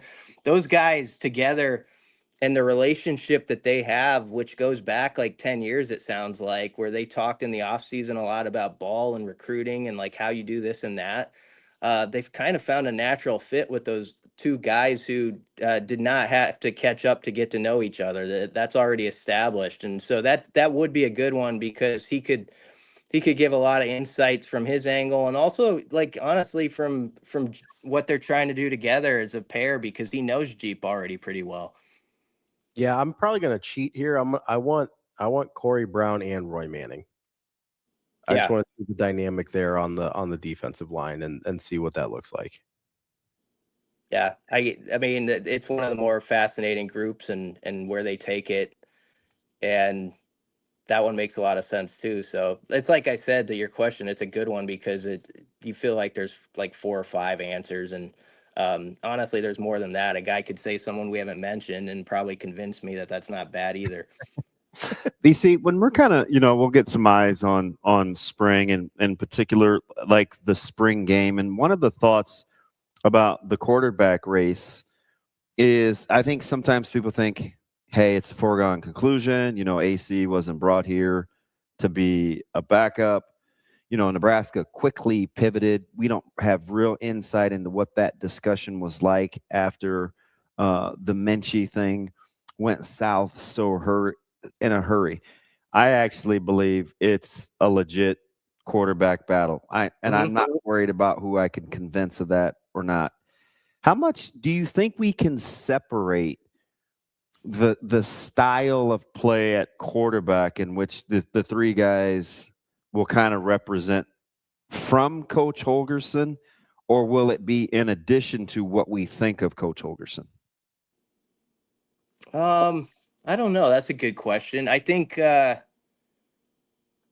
just think people are really curious, like how this changes what Holgorsen can do, and if we've maybe seen the best of what Holgorsen can do yet, because he was, and I don't want to always bring it back to the old stuff, but maybe the feeling that he was a little handicapped, by the fact you don't quite have as much mobility at a position and a level of football where I feel like it's really necessary. And so now that you have like a room of guys where, no one's Michael Vick out there, but you feel like I think all three of them really are capable, like on that 3rd down and 5 play. If you had to call a quarterback draw or whatever, you thought you could get a defense with it, they can go get you the 10 yards. And Calandria kind of seems as fast as he needs to be when I watch him on film, which I love guys like that, where it's just like whatever he needs on that play to get kind of around that linebacker or whatever. He kind of has that. So Dana, I guess I'm just curious, how that opens up the bag a little bit more for him, possibly. And also in the passing game, if you have a QB that can buy you another couple of ticks, and your receivers know that, and they just keep going, what that can do as far as opening the downfield passing game, where it's not all just about 1, 2, 3, what happened within the rhythm of those 3 seconds, but the play extends a little longer and the receivers are in on it. And just, I'm really interested how they can develop. I don't want to call it freelancing, but sort of those plays where there's an extension of the first read or two, and what that could do to the passing game with those type of quarterbacks, and what Dana can do with that. So that's kind of what I think about. BC, I'm curious what you think here, because I was adamant last year that more often than not, and I did the exercise. I got the stopwatch out, the phone stopwatch, and measured how many seconds Dylan had to throw on most of the times that he got sacked, things like that, right? Yeah. So I'm doing this exercise. And I'm like, yeah, I think he had enough time to throw. I think he just wasn't getting rid of the ball. What do you think is more important with a quarterback that is more mobile, that they can buy the extra time, or that they keep the defense honest a little bit, where they're not able to cheat a little and have to honor the running game, whether they take off or not? Which one of those two things do you think is more impactful to whoever wins the job? I think both, but I would say to pick one, to keep them honest, just the threat of it, that it always is in the back of your head, oh, we got to mark that too. I think that may add such a difficulty. And so, I mean, I do think you play kind of with a hand behind your back when you don't have that. I just do at this level. Now you can, if you have the right quarterback and the right parts around it, that can be fine, and you can succeed at a high level without having the QB's feet be a threat. But I think because of what you're asking there, it makes such a big deal when I think about this when Nebraska's facing that type of quarterback, how much that stresses a defense out going into a game, and how much oxygen we spend on it in a week before a game against that type of quarterback. So let's flip that on the other side, right? So I mean that's what I would say. I mean, we remember all the Malik Washington conversations, right? And the Aiden Childs and everything else. I don't think we thought Brennan Sorsby was that mobile going into it, and we were wrong. But like we remember all those conversations, right? And so your point is well taken there, BC. So I don't know if this is, I don't know how nerdy you get in terms of like wanting to deep dive on projects, but because you work for a recruiting service in 24/7, this might be something you have unique insight to. I've sort of done this anecdotally because you brought up something about in this day and age in college football needing that mobile element. I've sort of done this anecdotally with really highly ranked quarterbacks. I stopped at only 5 stars. Oh yeah, I remember this. But the guys that are not mobile, their bust rate is incredibly high. Yeah.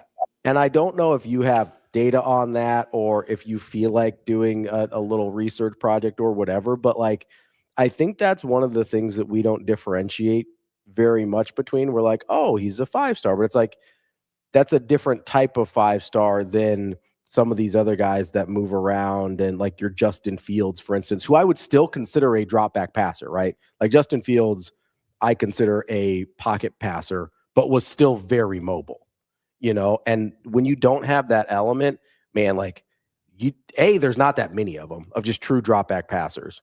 And B, the bust rate anecdotally over the last like 10 years is astronomical. That's really interesting. Yeah, that sounds like a good story from Maher June, to be honest. It does. Well, feel free to use it. No, it does. Because I don't know. It feels like so often it's not going to go exactly like it is drawn up on the grease board. You know, it's there. You have to be able to have some improvisation out there. And so that's one part of it. But then, yeah, the second part is like a defense has to always honor that. And it just, I think, complicates their world all week, like preparing for that type of quarterback. And it does probably give young QBs who have a lot of weight on their shoulders, who were those 5-star types, like sort of a safety net sometimes, where like think of how many weekends are determined by like, okay, there's a 3rd down play where a guy was able to scramble on 3rd and 7 and get 9 yards. We saw it a little bit with Latif when he was healthy. Like it was kind of a breath of fresh air to that season where he would just go run around a guy and get 10 yards. We saw this at UCLA, and you're like, okay, that's kind of nice to have that luxury, and it keeps the drive going. And then Emmett Johnson scores like 3 plays later, you know? And so that ends up being a really positive drive for that quarterback. And everybody's talking about what a great game he had. And you could maybe go back to 1 or 2 plays within it if you really look closely and be like, oh, yeah, there was that 3rd down where his feet allowed that thing to keep going and build up that narrative of having a good game. So I have to think that doesn't surprise me what you're saying, but it would be good to look into. Yeah, we get so fascinated with like points per game and stuff like this for offenses. But, you know, if the number one thing I think for this offense in the offseason is got to be it. Maybe it's not one, but top 2, 3 is figuring out how to score touchdowns in the red zone. Yes. Right. It's somewhere in the same discussion as second halves or third quarters in terms of continuing offensive efficiency. But I think just the ability to get 6 and not 3 would be monumental if you can only add 1 more touchdown per game in those red zone trips, because you've proven you can move the ball from the 32 to 30. Yeah. Yes, absolutely. And then you would think, you know, QB run threat down there could be of use that maybe gives you, you know, you talk about those precious points, like maybe a QB run is 1 or 2 touchdowns this year, you know, in the red zone.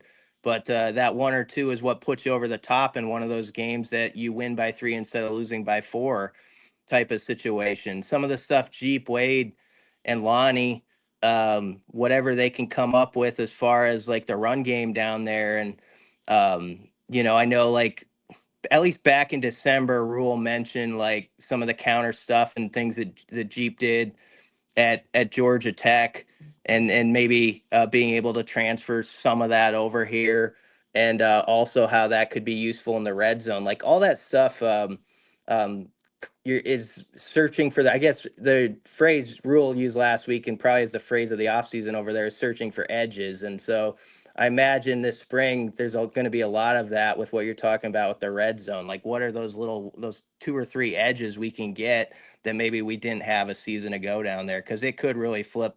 It can flip a game and it can flip a season if they could be more successful there. Yeah, just one more touchdown. Mm-hmm. You know, it's not monumental. You get there enough. Yeah.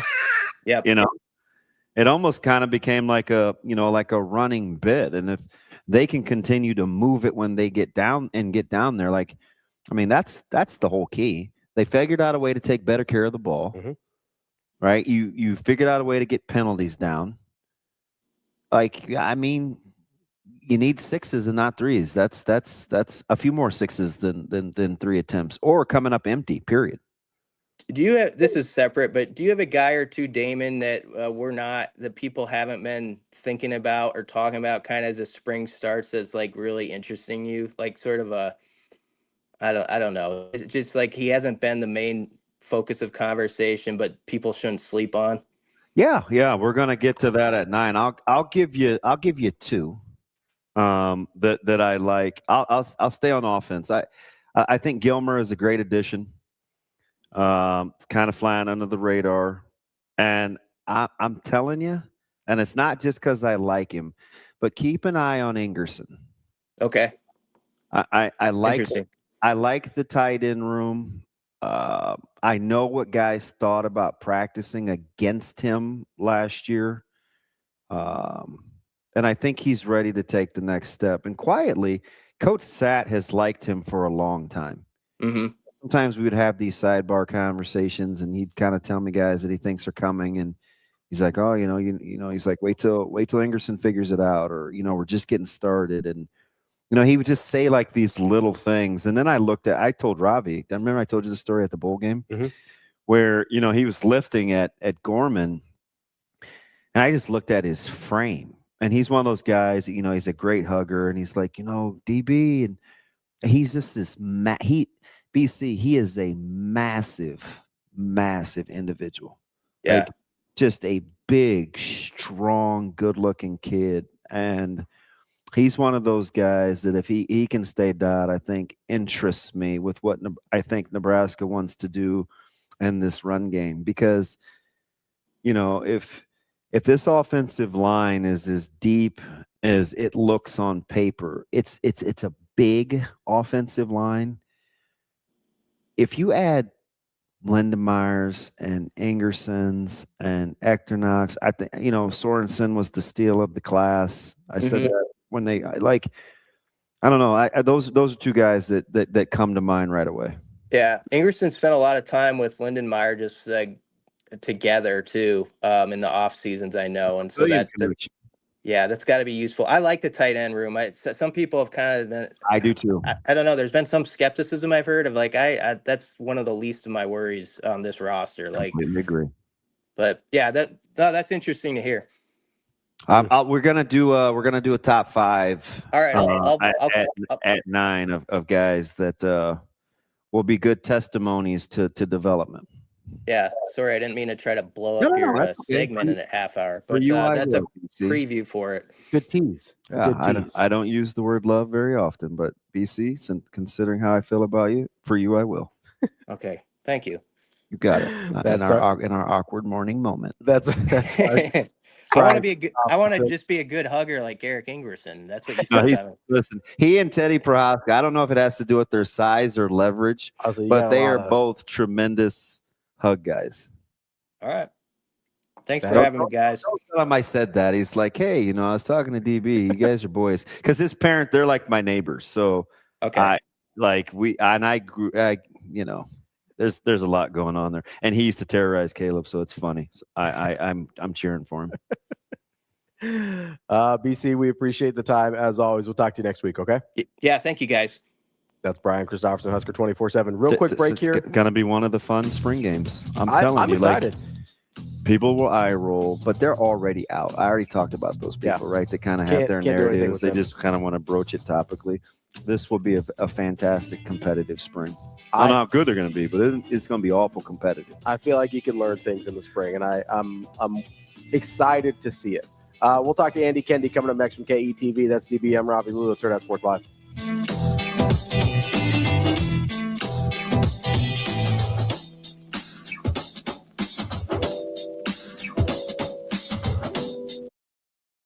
Yeah, they've been able to keep some guys from last year that were real key players for them. Benson's playing at a high level. CJ Gunn's playing at a high level. So I think it starts there. And then they've added some good pieces. Defensively, they've been extremely sound all season long. And why they won at Seton Hall, but they played well at against St. John's on the road. They had Xavier down 18 in the second half at Xavier, lost that game. They had Villanova down 8 to 10 points in the second half at Villanova. So they've had some near misses on the road. And it's a team that I think really believes. They'd won 2 in a row, coming into that Providence game, and they're on the free throw line with a chance to win it, and unfortunately miss a couple free throws. So they're playing at a pretty high level right now.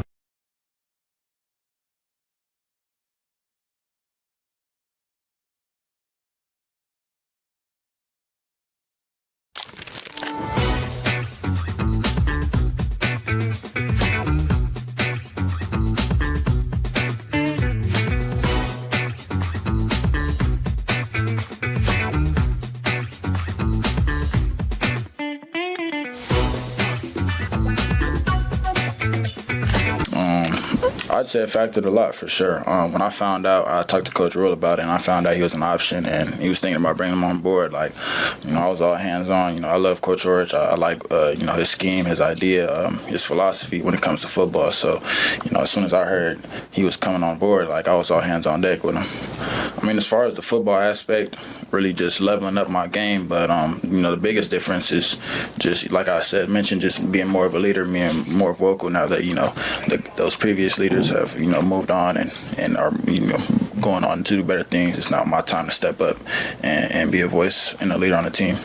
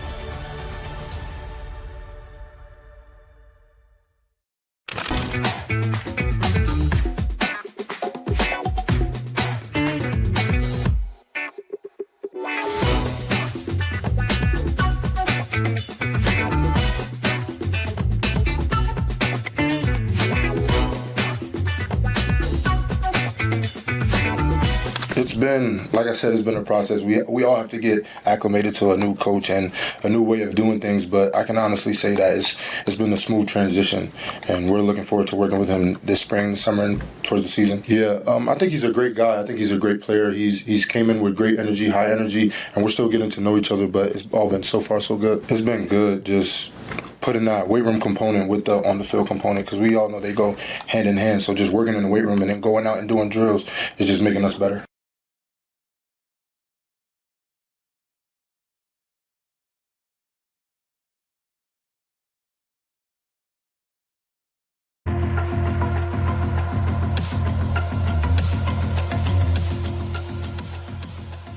You're listening to Hurrdat Sports Live.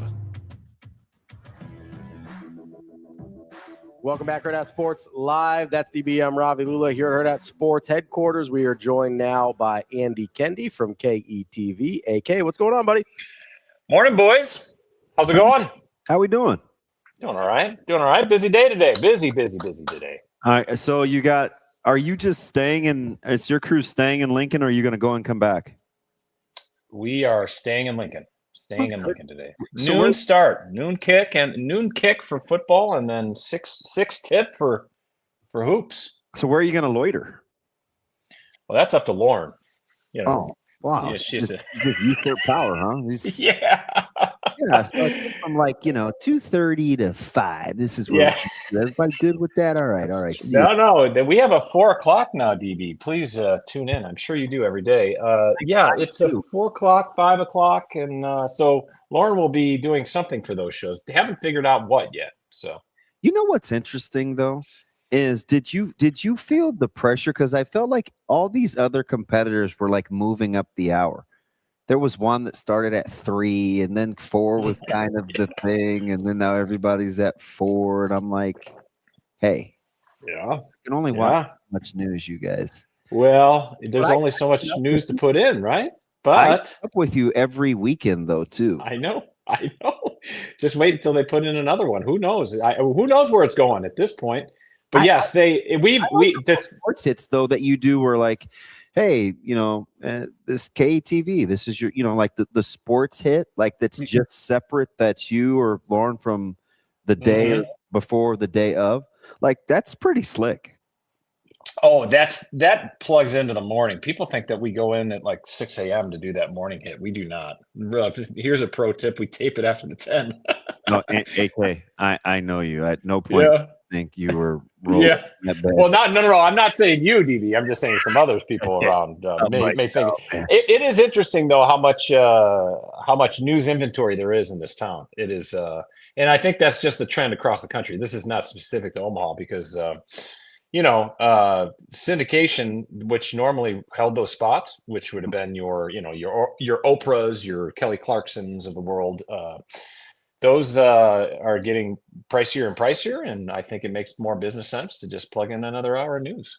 So, AK, there you go. As you're sitting watching Kelly Clarkson between 2 and 4 this afternoon, maybe feet up, yeah.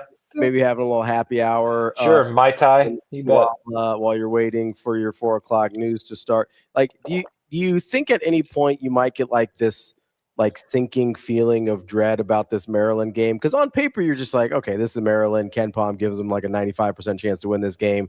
Do you think there's at any point going to be this hole or pit in your stomach going up to 6 o'clock where you're just I don't know about this one? Yeah, but that's just me. I don't know if I think that way, and all it takes is one look at Buzz Williams. I'm like, oh, and you just flash back to Memphis a couple years ago. No, it flashes back to you wanting him to loosen his collar. That's what you want. My man's got a big neck for how tight that. Yeah, he does. I got a history with Buzz. Buzz and I go way back to his Marquette days when he was hired there.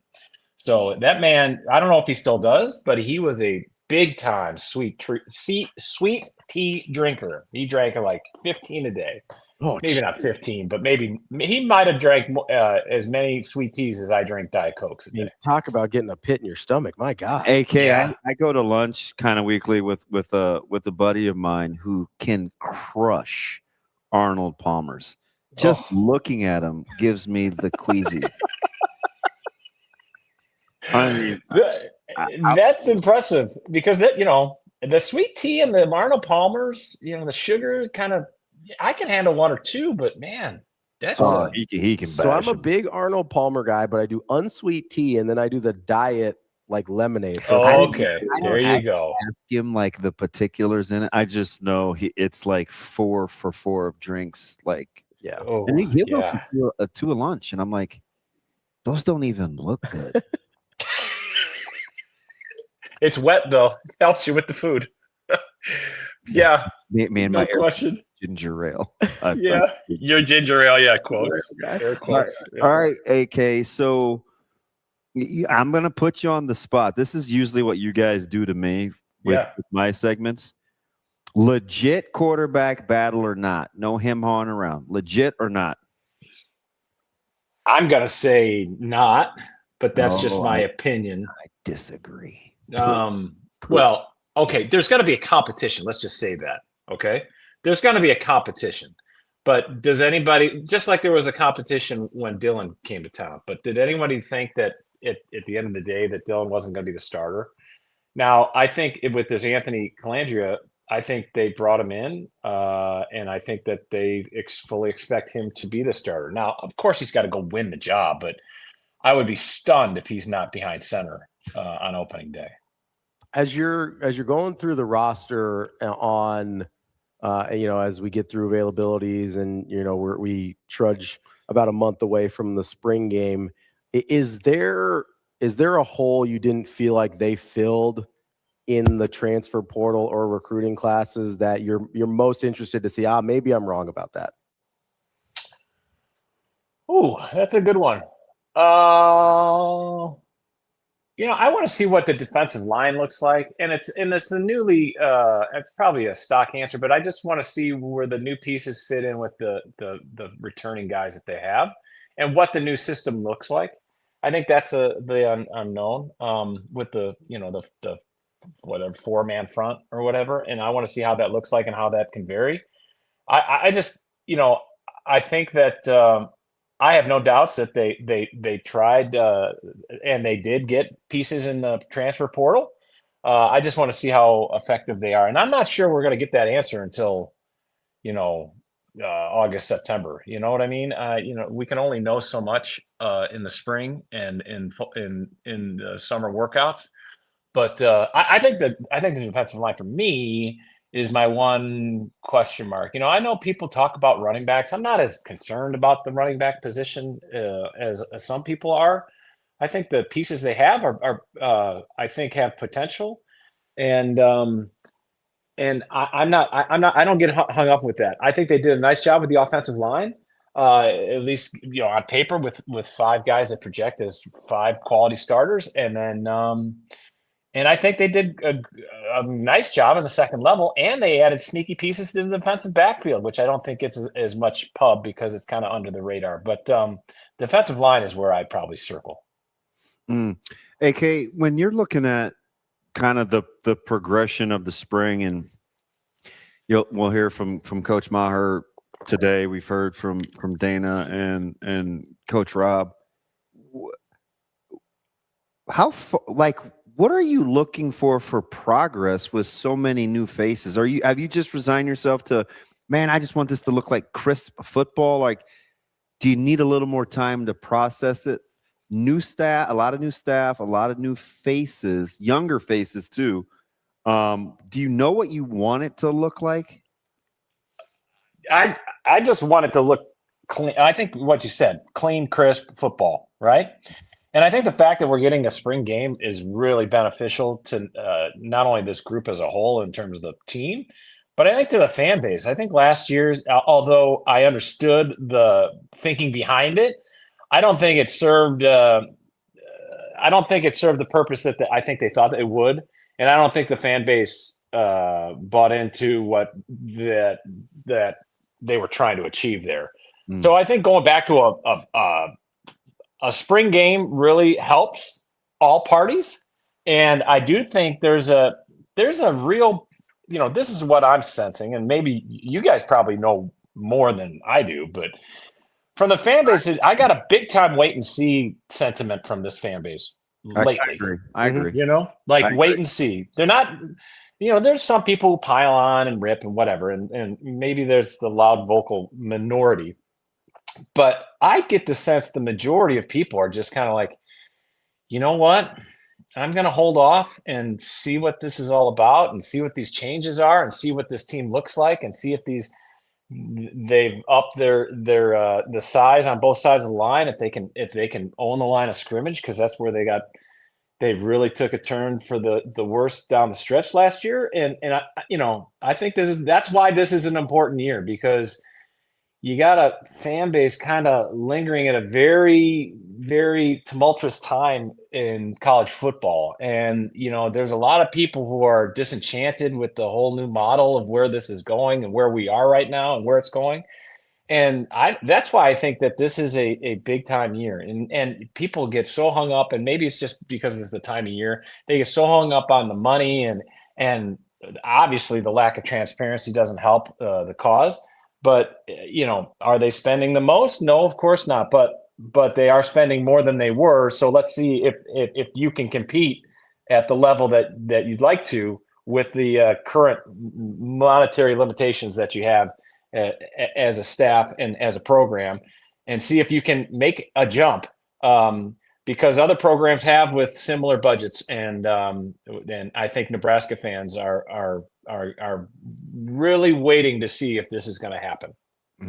AK, do you think we can keep the garage sale part of the fan day, or do we got to throw that? I think that is a must, right? That was a huge thing. That was the one, that's the one good thing of last year, I think, right? I mean, that was a huge success, wasn't it? So much cool stuff there. I've always been a fan of that type of stuff and never really understood why they didn't make it more available. I think I got these from the garage sale. The garage sale I got some parachute pants on. Andy, that I got from the garage sale. It's a fantastic idea. You don't just have to throw that out with the back. Now, how about this? Is the inventory going to be as great? Because that was years and years in inventory, right? Last year, wasn't it? They have leftovers, don't they? Say it might not be as big, but I'm sure there's enough stuff every year. I would agree with you. I think there's. I don't know why they don't do it every year. I think that's a terrific idea, and who wouldn't want a little discounted good team wear, team gear? And they had to make a pretty good they had to make a pretty good penny. Oh, no question, right? Yeah, because you added a budget line item.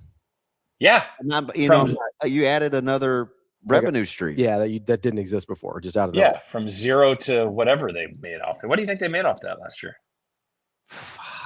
I don't know, a substantial amount. Yeah. Yeah, I don't. Maybe I'm way over guessing, but 5 figures. 6 figures? I was gonna guess 6 figures. Six figures. Yeah, 6. You can get you don't have to sell that for as much stuff as they had. And I know what some of the prices were. And it was mob deep in there. Yes, and that many people, I'd be stunned if they didn't make 6 figures on it. Yeah, it was a feeding frenzy in there, wasn't it? People grabbing stuff and all that stuff, people carrying around handfuls of gear. AK, I'm showing everybody my parachute pants. Got little cargo pockets on them. Yeah, look, that's nice. What do you guys think, man? I like them. You guys like? I thought you got that gear for free, DB. Don't they know who you are? Yeah, that's why I have to pay for it.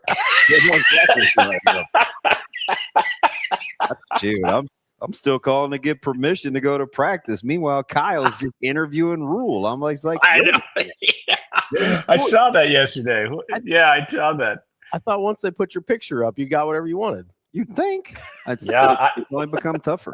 And I did see that Jessica was running the camera there. She better watch out. We're going to hire her to be a camera person. She's super talented too. I think people have figured out she can run an interview. She can do an interview. She's good with equipment. She's talented. And a team player too. There's some people who would scoff at that notion, and she does not. That's good. I'm not going to go that far. I'm going to get you out of here on this one. Right now, you and I, you're having your spotted cows, and I'm having my Canada Dry Ginger Alley. Because that's how it goes. I know. Yeah. How many teams can win a national championship in college basketball? Right now, I think there's about 12. Ooh. About 12. Still double digits, huh? Yeah, but not much more than right around the 10 to 12 area. Okay. I do think, and it just depends on who's, it's the old notion. What's the best matchups? Who do you draw, and who gets hot? I mean, really, that's what it comes down to. Who's the next best team in the Big Ten? Oh God. Well, can I answer that in 2 weeks, in a week and a half? Because that's. Are you just looking at Michigan's remaining schedule? Well, because they got some doozies, right? I mean, that's going to be a tough finish for them, even before you get to Chicago. I mean, that's the thing. You look at where they're at in the standings, and you look at that logjam battling for second place, and you're like, man, I'm not so sure Michigan's not going to join that group. Well, they got for the pushing, though. I mean, they got a 2-game lead. Sure, but they still have to. You still got to win those games. I would say, maybe second best team. Ugh. I know Illinois dropped one, but man, when they're on and they're connected, I just tend to lean Illinois. But does Michigan State have a pulse for you? My partner hates them. Yeah, I'm not as sold and bullish on Michigan State, but they tend to win in March, so I don't discount them. But I think on a neutral floor, Illinois wins that game. AK, oh, you got one more?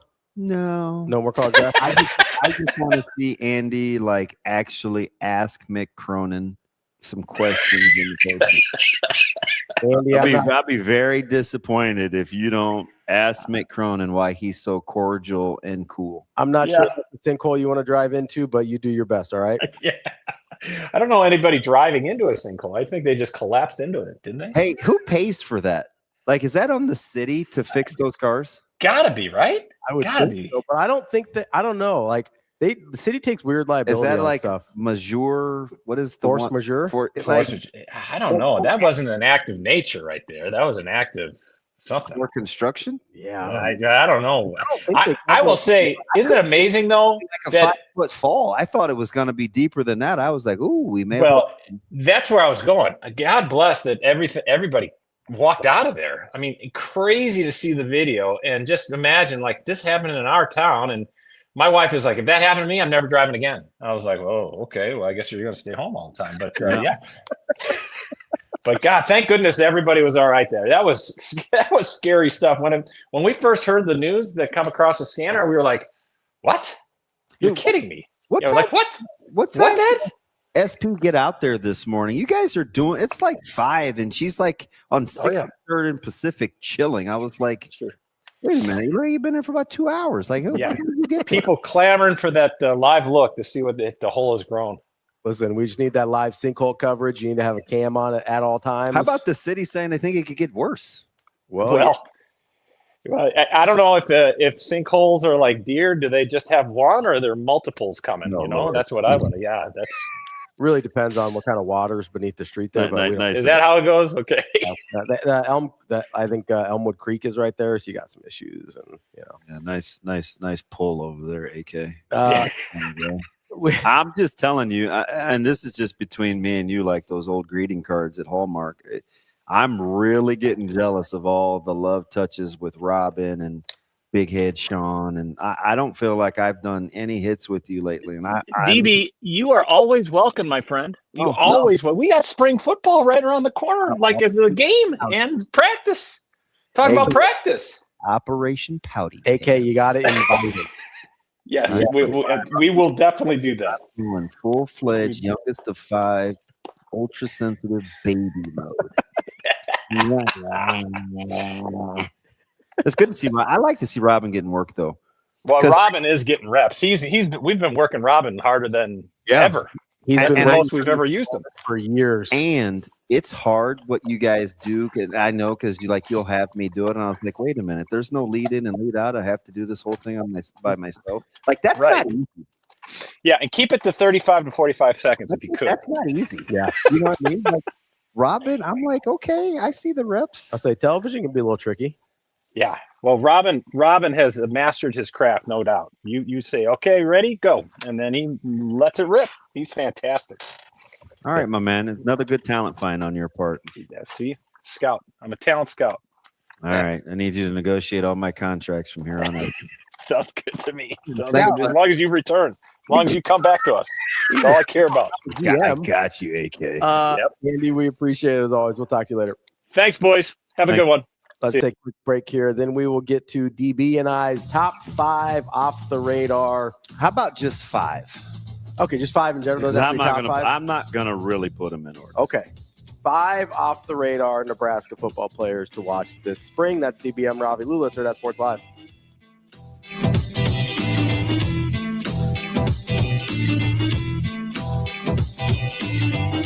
Yeah, I think maybe the biggest adjustment in today's football is that you're not really building off the previous year's team. I mean, it's kind of a brand new team every single year, and so everybody, whether they were here before or whether they're coming in as a freshman or coming in from another school, they all have to sort of adapt into each other.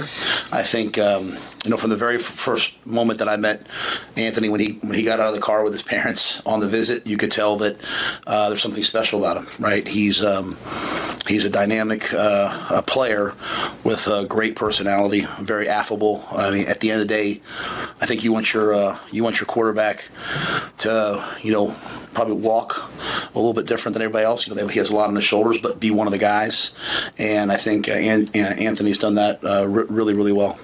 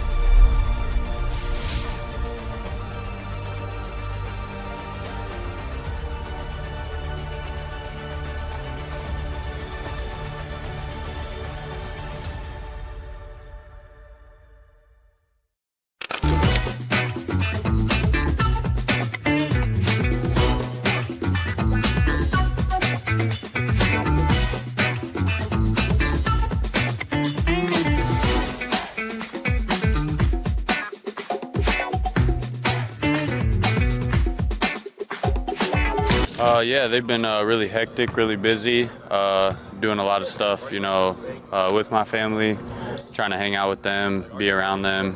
Obviously, funeral and stuff like that, but then obviously, traveling with these guys, practicing every day, class, homework, all that. It's been really busy, hectic, but yeah, we're getting it done and working through that. Yeah, I got a lot of good people around me, my teammates, coaches. They've given me time to be away, step away, and take time that I need to kind of be other places that are also important for me to be at. And yeah, they've helped me tremendously. And when I'm here, you can laugh and joke. Basketball kind of takes your mind off a lot.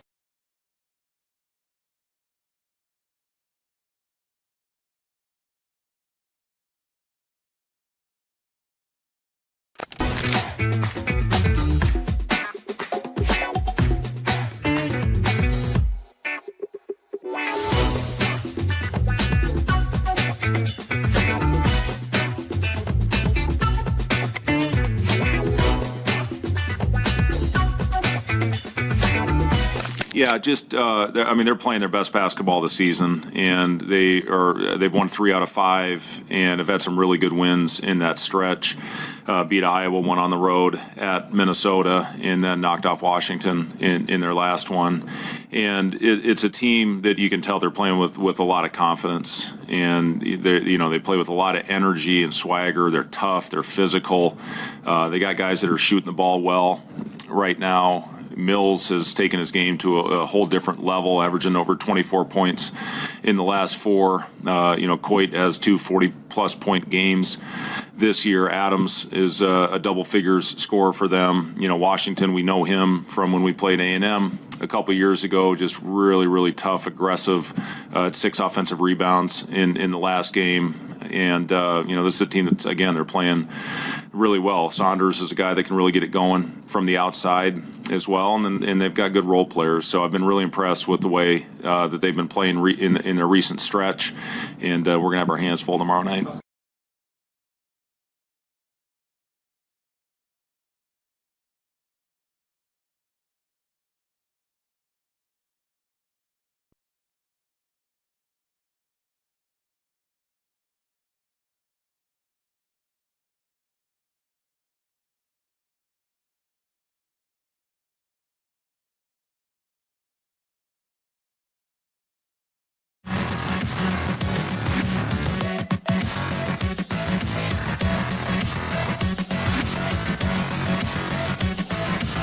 Welcome to Hurrdat Sports Live.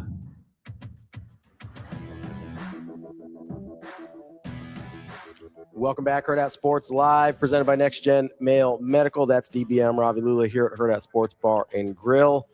Reminding you, make sure you go see our friends over at Next Gen. It's nextgenmmc.com. You can schedule an appointment, see all their services. DB, are you going over today? I am. Today's your day? I am. I think I'm pretty good on my amounts. And Sir Moreland, guess what? What? So I was taught the tool to use to get the cap off the vial to get the most out of the bottle. The bottle. Interesting. Yeah, Did they teach you? Yes. Yeah. Yeah, I got I'm telling you, it is like the best one-stop shop. They got you covered. You know, because sometimes you get, especially if you have like a baby needle, and you want to get the last bit. Yeah. Like there's a trick to it. Yeah, for sure. And I was today years old when I learned that if you kind of twist the bottle, there's an opening on each side where you can actually see. It's not gray. Oh, yeah. The whole way around. Yeah. She goes, if you just twist it like this, then you can see what. I was like, oh my gosh, I have more. She goes, I think I can get 2 draws out of that. Do you want me to do it for you? And she knows I'm so inept. Like she bagged it, put it in the fridge, and was like, you can take those home with you. And I was like, well, I could have done it. Oh, but thank you. I could do it. I get to do that Okay, voice. my bad. You don't get My to do bad. that voice. My bad. It's very wrong. I thought it was just a much voice like we were my doing. man Suave over here, just out of pocket. Give them a call, 402-614-9700. They will take just as good a care of you as they do me and DB. Do they even like you? I don't know. I don't go as often as you because I don't get I do all my injections and stuff myself. It's the only time I get out of the house. And so well, those are your friends. You got to go say hi to them. No, them and Aaron. That's it. So, yeah, I only go about once a month. So they don't see me as much. Yeah. I think it's maybe like an absence makes the heart grow fonder type thing. I'm trying to make them want more. One of my buddies sent a message, and this was totally unintentional, but there were like 4 consecutive texts over time that I hadn't responded to. And he's like, look, bro, you're gonna have to knock this off. I need you to get your act together. So I have to. There's a button where I can click that says unread messages. So it like makes it look. So it like reminds you got to reply. Yeah. No, I do that with email sometimes. I mean, shoot, it's hard. Yeah, I got to be better though. I'm just very. I'll be honest. I'm in a very. I don't know. I'm just in a very unapproachable place. If you ever slept again, that might help. It's pissing me off, man. So I almost didn't go back because you guys sent about 100 text messages yesterday in the chat. Before, what were we talking about? Was it the Boozer thing? It started with Peterson, and then it transformed into Boozer, and then analytics, and then somehow the 74 Steelers got brought up. Well, I'm just saying, I numbers junkies like DVOA on the 70 Steelers in the 70s. It's like the best of all time, and I'm just telling you, that team's not beating the San Francisco 49ers. They're not beating San Francisco in 1994. They're not. That team was insane. That 49ers team was so good. No, just simple evolution. Yeah, well, that too. But that also that 49ers team was so good. It's like you're just not. So like I get data points, and the one that Jacob was using only went back to 2009. Yeah. So it's limited. But I do think we misconstrued the argument, because to reframe it, I'm not down on. I mean, Boozer's he's going to win Player of the Year probably, him or DeBanza. Yeah, I don't have any problems with that. Yeah, I'm just saying saying about as a draft prospect. Yeah, I have concerns. Yeah, and I know I kind of make a thing out of the Peterson thing. If you can get him like number 5 or 6 in the draft, I'm cool. Like that's the conversation I'm having. Not hey, he can't play. His pressers are actually getting better. I think Self may have to shut him down pretty soon. Yeah. Because you could tell DP is getting agitated. Yeah. I don't know what they say. I don't even listen. Somebody's always saying something. So it's like, yeah, we may have to just shut him down at the old podium. You want a chance to make a little money here? Ooh. This is gonna be a hard one. I'm giving you no clues, but I will give you $30. So I'll bring you I'm up plus to even, 70. I'd bring you Yo, up to an oh even boy, 100. oh boy, oh boy. Okay. I will do third because this is a hard one. So I will go 30 against 10. You only lose 10. Okay. What is it? Name my favorite random 49er from the 90s. Random. So I'll give you not Steve Young, not Jerry Rice. Favorite random 49er from the 90s. I don't want to take the bet, but I'll entertain you. Okay. You're not going to take 30 versus 10? No. Okay. Odds are so far stacked It's against bad. me. I don't even want 3-1. Okay. I'm going to go with Brent Jones. I did like Brent Jones. That's not the answer. How about I'll give you Jesse Sapolu? Nope. I'll give you 2 more guesses.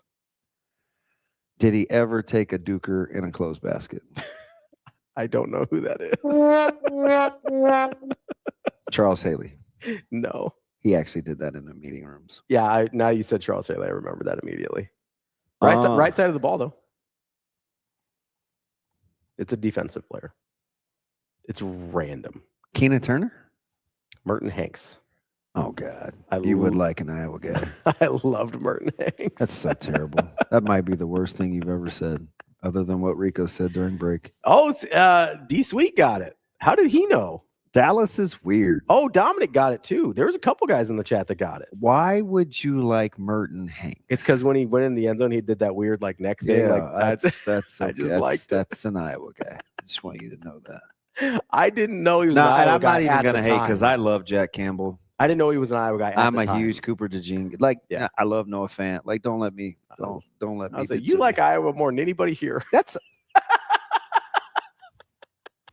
it's an old NWA song. I want justice. That's a lie. D Sweet says I knew he'd love the dancing. Yeah, exactly. That's I love. When I was a kid, man, it was. Yeah, you're definitely a kid. You're definitely a kid. Me on the playground at Montclair Elementary doing the Merton Hanks. You're a Montclair guy? Yeah. Go Wildcats, baby. No, go Lower Dodge Wildcats.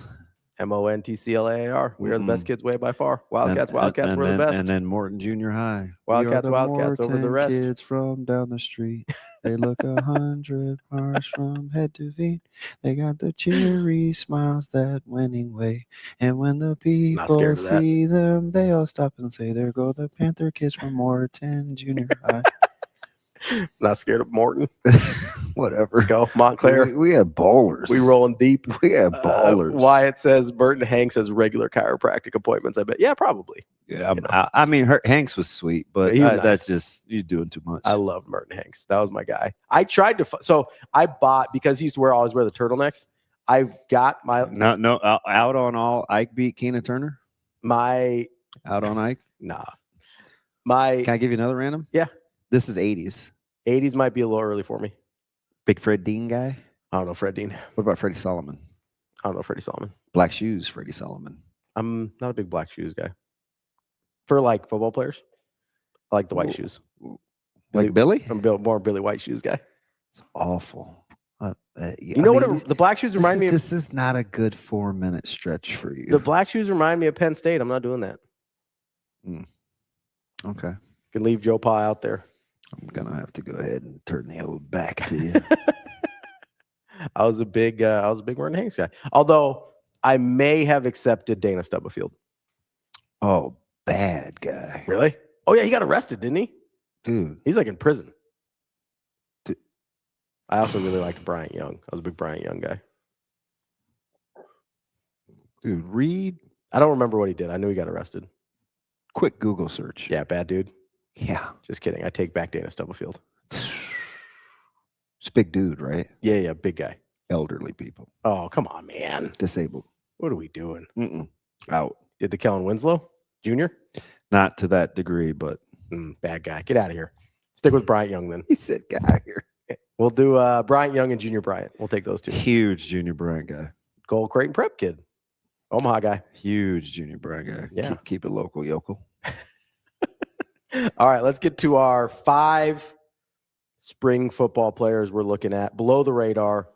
And I feel like we can have a discussion if I think one of your guys is too prominent or you think one of my guys is too prominent. I'm just saying, like, kind of off the grid. Yeah. But if we think somebody's kind of off the grid, somebody's too prominent, we can they think they could have a big role come fall ball. We can send it to the committee and see what they think. If Who's the committee? Are we going with is Shane in or not? Because we got no. Action Jackson and we got Suave. mostly just Rico and Austin. Wow. That's all. Shane, nice sports takes over there, buddy. I see you have the diminutive opinion. I feel like if People love the long shots. If it's not somebody that played for the 80s Raiders, I don't think he's going to have a strong opinion. Or about Lions. They got a pickle. He wasn't a Lions fan in the 80s. You're a big Eric Hipple guy, aren't you, Shane? He was okay. Yeah. He's fine. All right. 80s and 90s Lions. Big and Billy Sims guy? Billy Sims, Eddie Payton. Wow, Oklahoma guy, really? Good pull on Eddie Payton. Yeah. That guy could return the ball. I'm proud of you. You're not as dumb as you look. I'm just as short as I look. It's hard not to be, you know? Well, I do have my shortcomings. Gotta love the short ones. Bye, Shane. All right. You want to go first? People love the long shots. We can ping pong. We go back and forth. Okay. What's your first one? Why do I have to go first? I asked if it's you wanted my to. game. Okay, sure. You want me to go first? Yes. I'm going deep cut right away. This is the guy I've talked about. You know, I like. Okay.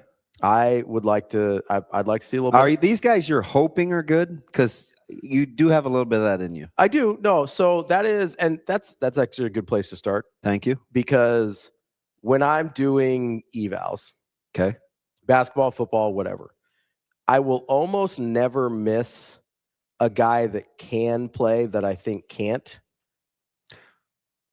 Like if he can play, I'm probably not going to say that guy sucks. Okay. The way I will miss is if I see something in there and he never gets to that. Okay. Like I'll miss on a guy that never pans out. If I say a guy sucks, he almost always sucks. Fair. Like that's just what it is. Especially in basketball, I do not miss there very often. So there is that tinge to this group. Okay. On some of them. I like the word tinge. It's like taint. This one Your opinion. This one is probably the deepest cut here and the most hopeful of the bunch. The rest are a little bit more solid. I'm going to start with Dylan Parrott. Yeah, you do have an affinity. I think he's good. I think in the right opportunity with the right in the right system and group, I think he can be very good. I do not disagree with that, and he definitely has a role. I think he's good. So I'm starting with Dylan Parrott. I am going to go right to the secondary, and we've seen glimpses, and I think we feel like we had our mind made up. He was pegged early. And then I think just the rigors of college, right? The ups and downs, the highs and lows, the doing hard things every day. Super gifted. Yeah, as good as an athlete as there is on campus, not named Andy Jackson. Oh, I know this one. Jeremiah Charles. Yep. That's a good one. Has had a really good offseason. I am expecting big things from him from spring. He's at a highly, highly competitive position. Super athletically gifted. But give me JJ. Jeremiah Charles. When it comes to guys coming from kind of off the grid, not walking on the beaten path. All right. I'll stay in the secondary. Okay. Oh, boy. You know my affinity here. I got to go Caleb. Yeah. This isn't a you thing. You know, I've been on Caleb, on his bandwagon forever. Like in high school, I was telling people this is the best kid in the state, the best all-around football player we had in the state that year, and a year that was really good for college football players. In a system that allows him to come downhill, be, what did Orich say? Simple, fast, violent. Like you want run fitters, Caleb is going to bring that drama. And I am very excited to see what he's allowed to do in a new system. I agree. If he stays at the post, the boundary safety in this 4-2-5, man, that's a good spot for him. He could that's a good spot for him. He'll make a run. Yeah. All right, that's fair. Because I would never say that. I know you wouldn't, but I've been a fan. Regardless. But I agree. I 100% agree. Yeah. But I don't think it's going to come from all. I think people are more on your side with that now. Okay, fair. But it's fine. Yeah. I'm not splitting hairs. Give me Ingerson. Okay. I talk about him a ton. I know you probably think I lack objectivity. No, I like Ingerson. Even though his dad drives me crazy sometimes. I'm going with Ingerson. Like, big, strong. He's learning to be more explosive. Mm-hmm. I think he's tough. Yeah. He's mean-spirited. He's the type of guy. I mean, he's a pile separator. Mm-hmm. You have to Yeah. So I think he's about that life when it comes to playing football. And it's a good room. It's a good competitive room. I think Sorensen is going to be good. Echternach has come a long way, especially as his fitness gets better. We know about Lindemeyer, who wants more opportunities to do more. So I think his offseason is going to be critical. But no Markway now. I'll take Ingerson. I will go with another guy I think is about that life on the offensive side of the ball. We already talked about him a little bit today. I'm going with Isaiah Mosey. Oh, good call. Nelson gets a lot of the attention, and rightfully so. Like, he's a really good runner. Had some flash plays in the bowl game. Mosey's about that life. I think we're going to see more of a distribution. Uber competitive too. Yeah, I think we're going to see more of a distribution of carries this year than we did last year. I think Mosey is going to make it uncomfortable not to put him on the football field. He runs like he's mad at everybody. Really, really hard to tackle. And with a wide receiver background, I feel like he could be super versatile in the offense. I'm a big Mosey fan, and I think he could be really good. Yeah, that'll be a good litmus test for EJ too. Mm-hmm. Because we're very slow to give him credit. We're going to try to grab him. Yeah. Maybe if not this, he doesn't love interviews. Yeah. But he may do me a solid. If his boss says it's good, we'll try to grab EJ. Because I'd love to talk to him about with Emmett in the combine this weekend. I just want you to hear his philosophy and his voice, right? And on the heels of the combine, that was a good pull by Avery. Yeah, good idea. Very good idea for that. So, and I'm with that, especially with the combines. So this one is more about, for me. I was talking about this with Jess last week before she did her list with Kyle on Sports Nightly. Well, if you're looking for a poster child for development of new techniques and the new arrival of the staff, he's kind of flown under the radar. We'll see if he can stay healthy. I'm going to go with Grant Bricks. Oh, that's a good one. Kind of forgotten about. Was going to be really good. Highly thought of. Gets a new set of eyes. Kind of a new outlook on life. I think the scheme fits what he wants to do. Can kind of fit to his attributes, and I think it will be a good case study for Coach Wade and Coach LT. I'll go with Grant Bricks. So I only have one lineman, and he's on the one offensive lineman. He's on the border for me, so I'm not going to go to him yet, and he may not count anyway. But I want to start with a guy that I do think is going to be really benefited from the scheme change. And he plays, I don't want to say behind, but at least in people's minds is not the guy that comes to the top of mind from this position. And that's Dylan Rogers. Everybody talks about Willis McGahee being benefited from the change. I think they are going to be in a similar role. I liked Dylan Rogers last fall. I didn't feel like they did a good job of finding ways to use him.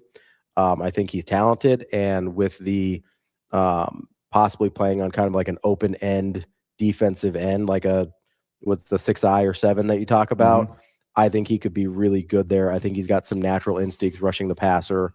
I've been a big Dylan Rogers guy for about a year, and I'm very interested to see what he looks like under Roy Manning. That's fascinating. Would I put Dylan on the open or the away from the? Would I put him at the? I would probably play him in the. That's. See, open or close side end. I like the Dylan Rogers thing. Yeah, he doesn't say a ton.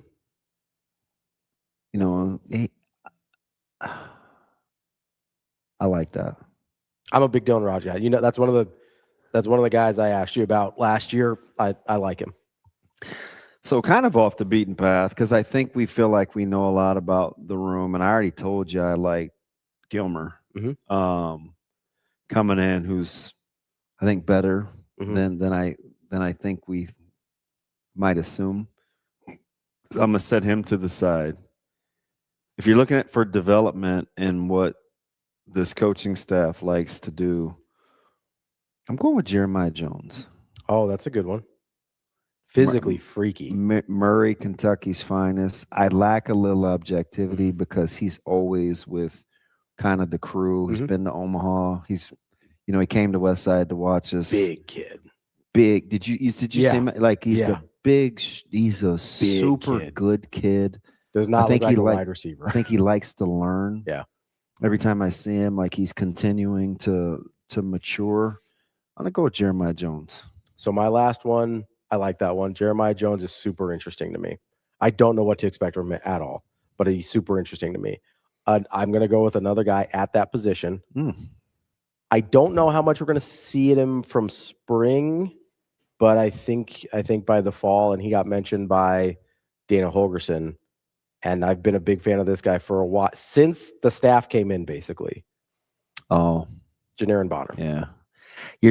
Spring is going to be tough because he's not contributing, but by the fall, you love him. I love Bonner. The versatility of his skill set. And you heard, listen, I don't think I'm alone. Like when Dana Holgerson says our entire offense changed when he got hurt, that tells me I'm right. We just haven't gotten to see it yet. So I don't know if he's going to be healthy enough. I don't know if we're actually ever going to get to see it.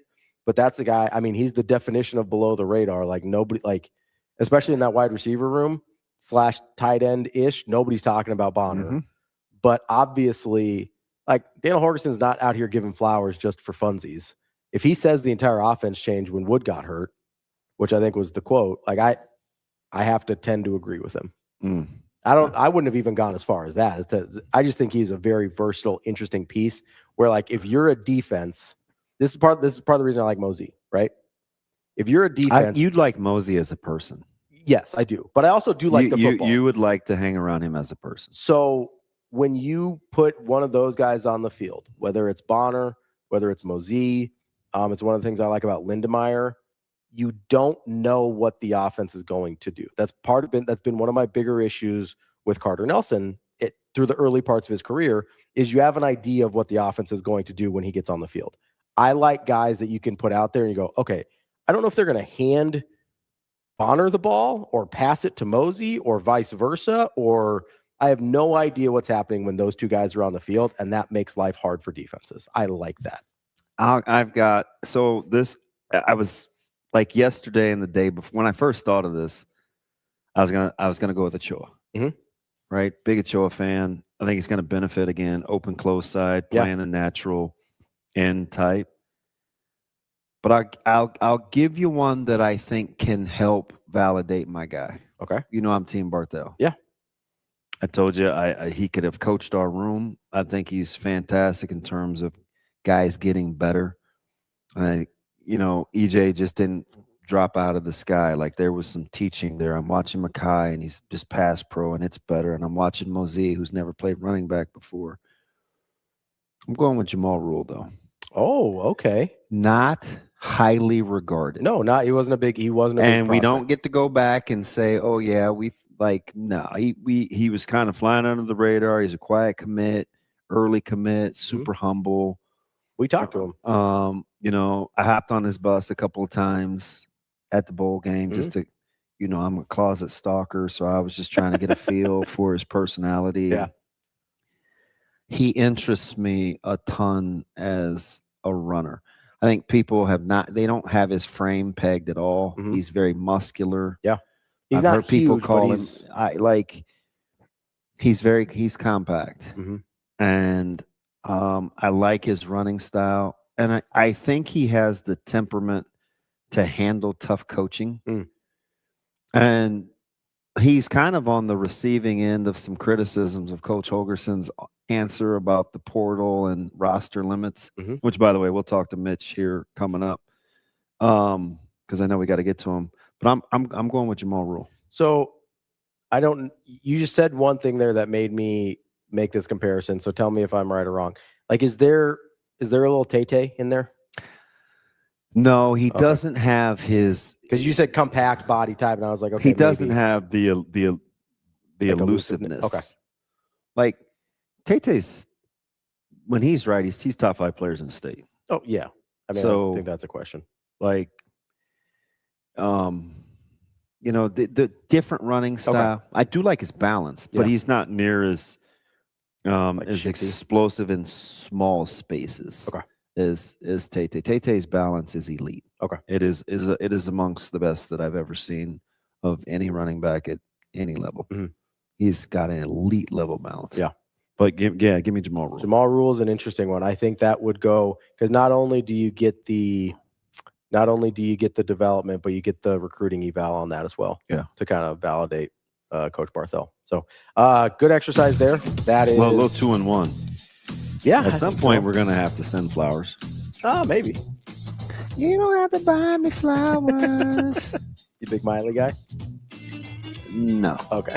That's DB. I made that up. I'm Ravi Lulla. We will be back with Mitch Sherman from The Athletic coming up next.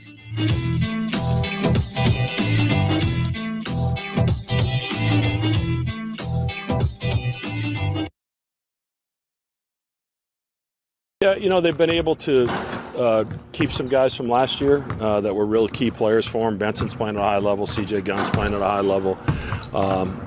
So I think it starts there. And then they've added some good pieces. Defensively, they've been extremely sound all season long. And why they won at Seton Hall, but they played well at against St. John's on the road. They had Xavier down 18 in the second half at Xavier, lost that game. They had Villanova down 8 to 10 points in the second half at Villanova. So they've had some near misses on the road. And it's a team that I think really believes they'd won 2 in a row, coming into that Providence game, and they're on the free throw line with a chance to win it, and unfortunately miss a couple free throws. So they're playing at a pretty high level right now.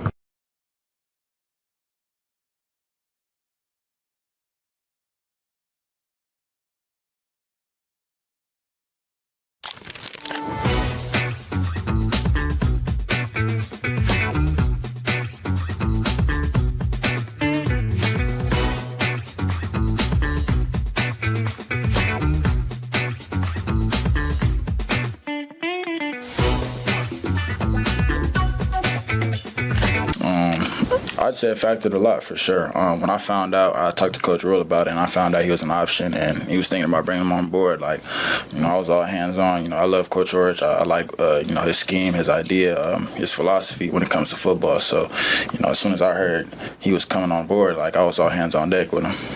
I mean, as far as the football aspect, really just leveling up my game. But, the biggest difference is just, like I mentioned, just being more of a leader, being more vocal now that, those previous leaders have, moved on and are, going on to do better things. It's now my time to step up and be a voice and a leader on the team.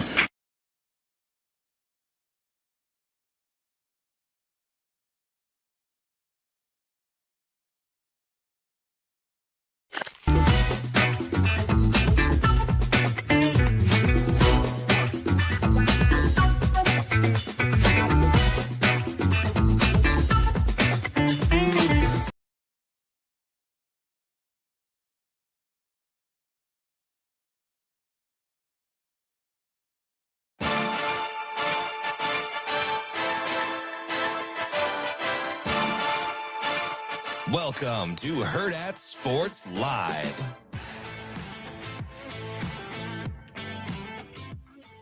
Welcome back, Hurrdat Sports Live. That's DB. I'm Ravi Lulla here at Hurrdat Sports HQ. We are joined now by Mitch Sherman from The Athletic. Mitch, how are we doing today? I'm good. How are you guys? Sorry that I can see you and you can't see me right now. I know. It's kind of bummy. I feel like I'm not in my normal spot. But okay. You're going to be on the move? Are you heading down to Lincoln today, Mitch? Possibly. So my dog has to get groomed at 1:00 today. So I'm trying to figure out if I can make that work to get back in time for this is very important. Like he's a smelly mess. It's the end of the winter grooming. So to be determined. Either way, I'll either be watching on the stream and taking notes and making observations, or I'll be there in person and able to ask questions. Looking forward to hearing from Brett Maher and the D-line guys for sure. I can't even remotely make fun of you. Yesterday, Mitch, my Bella is only 18 weeks old, as Ravi can attest. She's teeny, and she is a menace. I have 2 other Frenchies, and my middle guy, Buddha, they were out playing because they were just out playing, running around, and she got a few mud splotches on her. And I immediately got my oatmeal basin shampoo specially made for dogs. I put her in. Look at that. I turned on the little whirlpool thing. I had that little puster base. So don't let me even remotely make fun of you for thinking dog grooming is important, man. I had to. That's the first bath I gave her. I figured out she actually likes water, and I think we'll be good to go. I don't have outside dogs. Like they go outside to go to the bathroom. And that's about it. Like that's the same. I don't want. That's the same as our dog. I mean, he's like 11 pounds, so he's not. He's outside to go to the bathroom, and that's it. And sometimes he thinks he doesn't even have to go outside to go to the bathroom. But that's it. That's a different story. But yeah, I would be in deep water, hot water, if I tried to make it back and got stuck in Lincoln at the media availability, and we had to cancel the grooming. This is on the calendar, and it's a non-negotiable. It has to get done today. Mitch, have you ever seen Joe Dirt? Yeah, absolutely. Okay. So when it snowed, Bella is the only one that, again, she's only 18 weeks. She's the one that would like go to the bathroom on the deck, even though shovel the deck. There's an out for her, and the other 2 dogs, they're fine. So we were collecting kind of poop on the deck. So I'm the guy that has a poop sticking tool to get fecal matter off the deck because I like to spend a lot of time outside. So it was paramount because of my OCD with the weather getting warm. You got to get it before it warms up. Exactly. That's what I was going to say.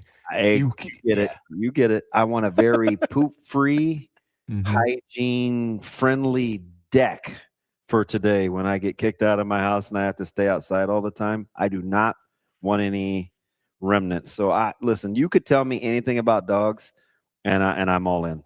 Okay. Well, we'll talk more about dogs sometime, I'm sure. Little dogs. This guy over here is a big dog guy. I have little dogs. You have little dogs. Let's be team little dogs. Yeah. Anyway, that's it. That's my rant.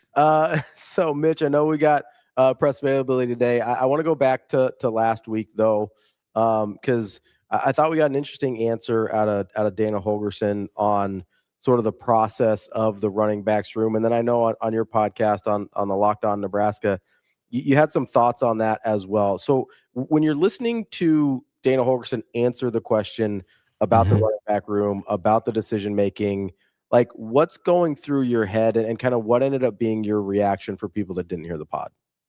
Sure. Well, I was on record before Dana talked on Thursday expressing my opinion that I think they should have added someone in the portal. And I know there are numbers. I know there are returners. I know they feel strongly about all of those guys in that room, but in particular, the top 3 who have played the most. And they feel strongly about Connor Booth and Jamal Rhule, who are going to be new contributors this year, presumably. If all of that pans out, then they're in good shape. Like if you have 5 running backs who can get on the field and contribute, then you don't need Emmett Johnson. You don't need a 1,500-yard rusher. I just don't know yet because I haven't seen enough of them, if those players are going to be that kind of reliable. And I know you have strong feelings and personal and football related, Damon, about Mekhi Nelson. And it's nothing against him. Like in the glimpses that I've seen of him, it's been promising.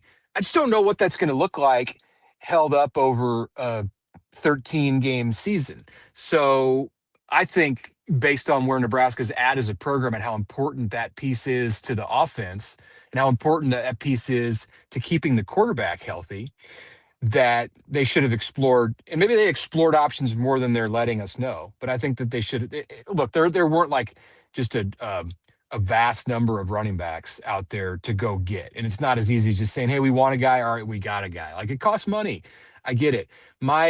Probably my biggest issue coming out of the availability on Thursday was the reasoning behind that Dana Holgorsen gave behind the confidence that they have in this group of running backs. Like, if you want to say that we watched them in practice for an entire season, they got just as many reps as they would have got had Emmett Johnson not been having an All-American year. And we saw everything we needed to know in practice during the season to be confident going into 2026. I think I would feel better, but like the reasoning that they proved it in the bowl game, like, that rings hollow with me. They had a very nice opening drive in the bowl game against a defense from Utah that was statistically very poor against the rush and had gotten gouged by Kansas and Kansas State against the rush. And it was a really nice drive. And Mekhi Nelson ran for 58 yards on that first drive and had a touchdown run that was spectacular. And that all looked great. And they got up 14-7. The second drive was mostly through the air with TJ. And then they didn't get a first down as Utah rolled off 31 points. And I think if you're going to express that kind of confidence in the running game based on what you saw in the bowl game, like, you better not have a 31-0 stretch in that game where you didn't get a first down. And that's what happened. So there's my issue right there, is like the evidence that they were using to say that the running game is in good shape and that the running backs they have everything they need there to use that bowl game as evidence. Now, did you take it as the running game or the running back before I asked my first question? I took it more as the running backs, because I think the running game has changed. Like, they've added pieces to the offensive line. And like, I think the offensive line last year gets a bad rap for what kind of a job they did in the running game. Like, it's easy to look at the sack numbers and say, well, that offensive line was junk. And that's not the case, because they did a really good job in opening holes for Emmett. Okay, so let me ask you this. Along those lines, if we're just talking like a talent eval, which is kind of what I think Coach Holgorsen was talking about. And I asked this to Sam, and it's only a handful of guys that I think have this frame of reference. So this is why I'm repeat asking you, just because of your proximity to Lincoln and what you were getting ready to do in the early 90s as a profession. What do you think the difference is between a level of excitement or using Mekhi Nelson's bowl game performance as a marker versus how we felt watching, let's say, Johnny Mitchell or Derek Brown in a meaningless blowout loss to Georgia Tech when Nebraska maybe had a program low for Coach Osborne and company that still allowed us to be excited about the next year. Because that's the analogy I'm making when I think Coach Holgorsen is trying to state his case. Is there a difference for you? Because I think we thought that, right? We're like, oh, shoot, man, like this D Brown, like he looks good. Oh, this Johnny, like I got something to be excited about next year. Sure. And remember, that's 91. That was getting ready. That was on the heels of 92, which was a really tough stretch. So I'll give you some thoughts on that. But it's funny that you asked the question that way, because I was just thinking this morning about not this exact question, but like the context of this question. And I try to put myself into the shoes of like my readers and listeners.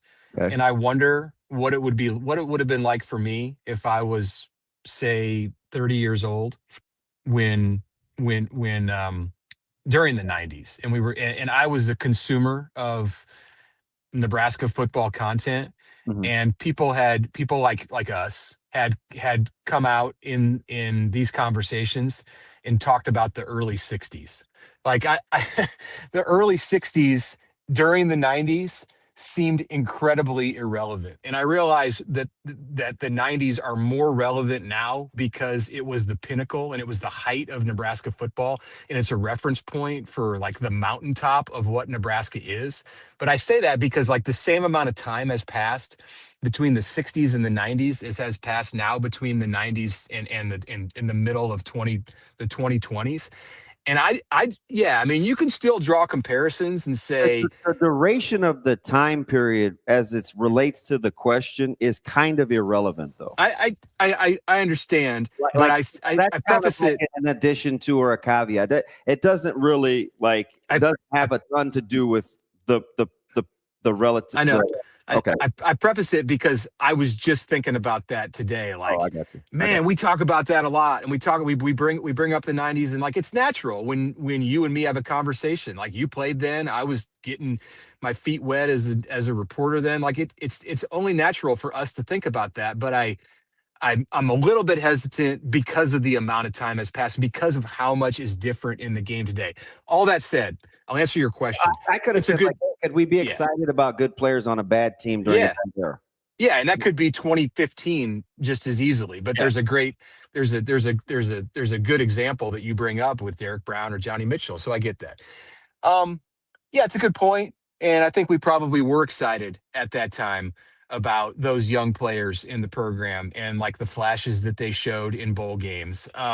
It's hard for me to like do a complete comparison because I think we probably saw some stuff from guys like that, like Mitchell or Brown, earlier than a bowl game. You know, you didn't the red shirt rules weren't the same. If you played, you played, and it wasn't like you could play in the bowl game and not burn a red not burn a red shirt. So but yeah, I mean, like your basic point that we've done this in the past and it's panned out well, where a player who looked good and flashed something in a bowl game, even if it was just for like a small portion of the game, has been a good precursor for what happened in the years after that. Certainly those were great players and those guys had tremendous talent.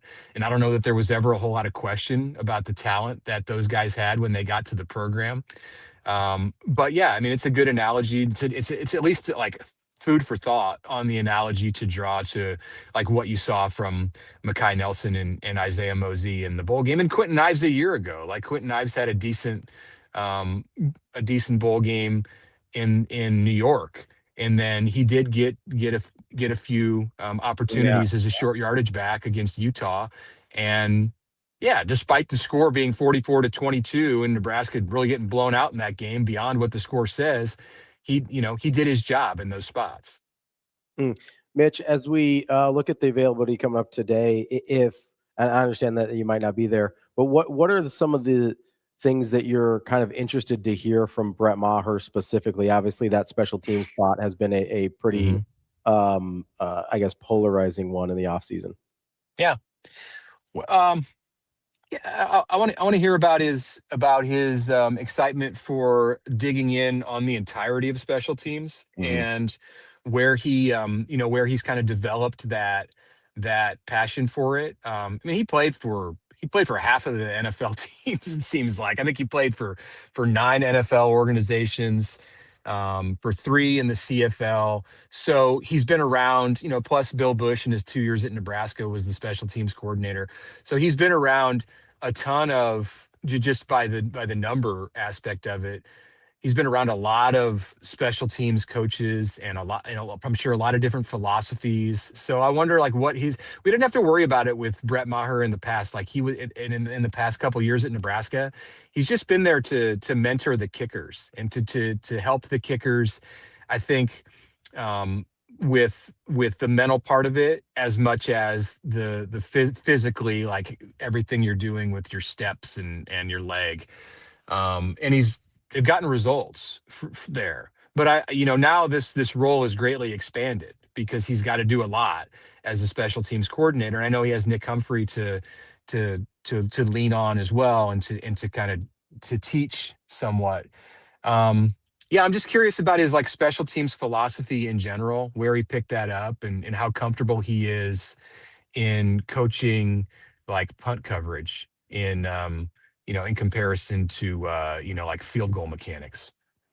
So like it's kind of the consternation or the concern or whatever, and I can be super objective and say, right, huge, super good track record for Coach Eckler as a special teams coach. Nebraska's trajectory before Eckler was down for special teams. Is it the totality of overseeing the whole unit? Is it the fact that it's just not Eckler and we think that he's kind of the only guy that can do it? Are we just conditioned to it not being good special teams?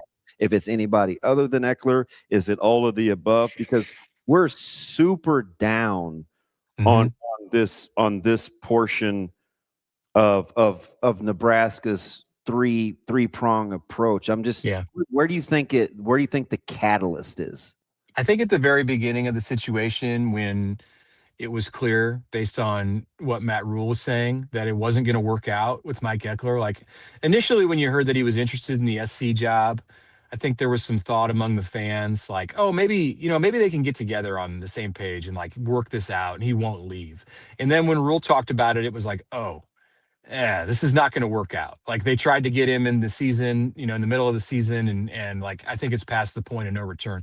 And so I think that created some just real disappointment. Like initially that was the thought, because almost like, exasperation. Like Nebraska had gone a long time without being a functionally efficient special teams group. And then it seemed to strike gold with Mike Eckler. Like everything looked like it just the stars had aligned. You found this guy who had a history with Nebraska, had connections in the state, had a reason to want to come back home. And he I know it wasn't perfect, but he definitely fixed it. Like he got you on the right track and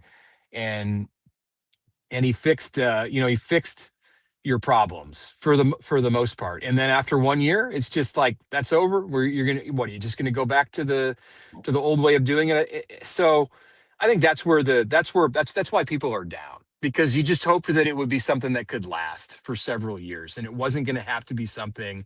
If Eckler had stayed and they had worked it out, and whatever. I don't want to get into like the he said she said in this. Yeah, and I agree. That's right. I agree. I'm right there with you. But if it had just worked out and he had been the guy, like, you wouldn't be worried about it. You'd be like, no, special teams are in good hands. I don't know that they were on cruise control, like he said, but they're in good hands. And like, you're not going to go into, it's one thing less that you have to be concerned about through the off season. And maybe it'll stay that way. Like maybe Maher and Humphrey are going to pick up where he left off, and and everything's going to be just fine. It very well might be. Like I might even lean that direction if I had to forecast it. But it makes you have to think about it and stress about it more, I think, as a fan, because of what happened over the last couple months.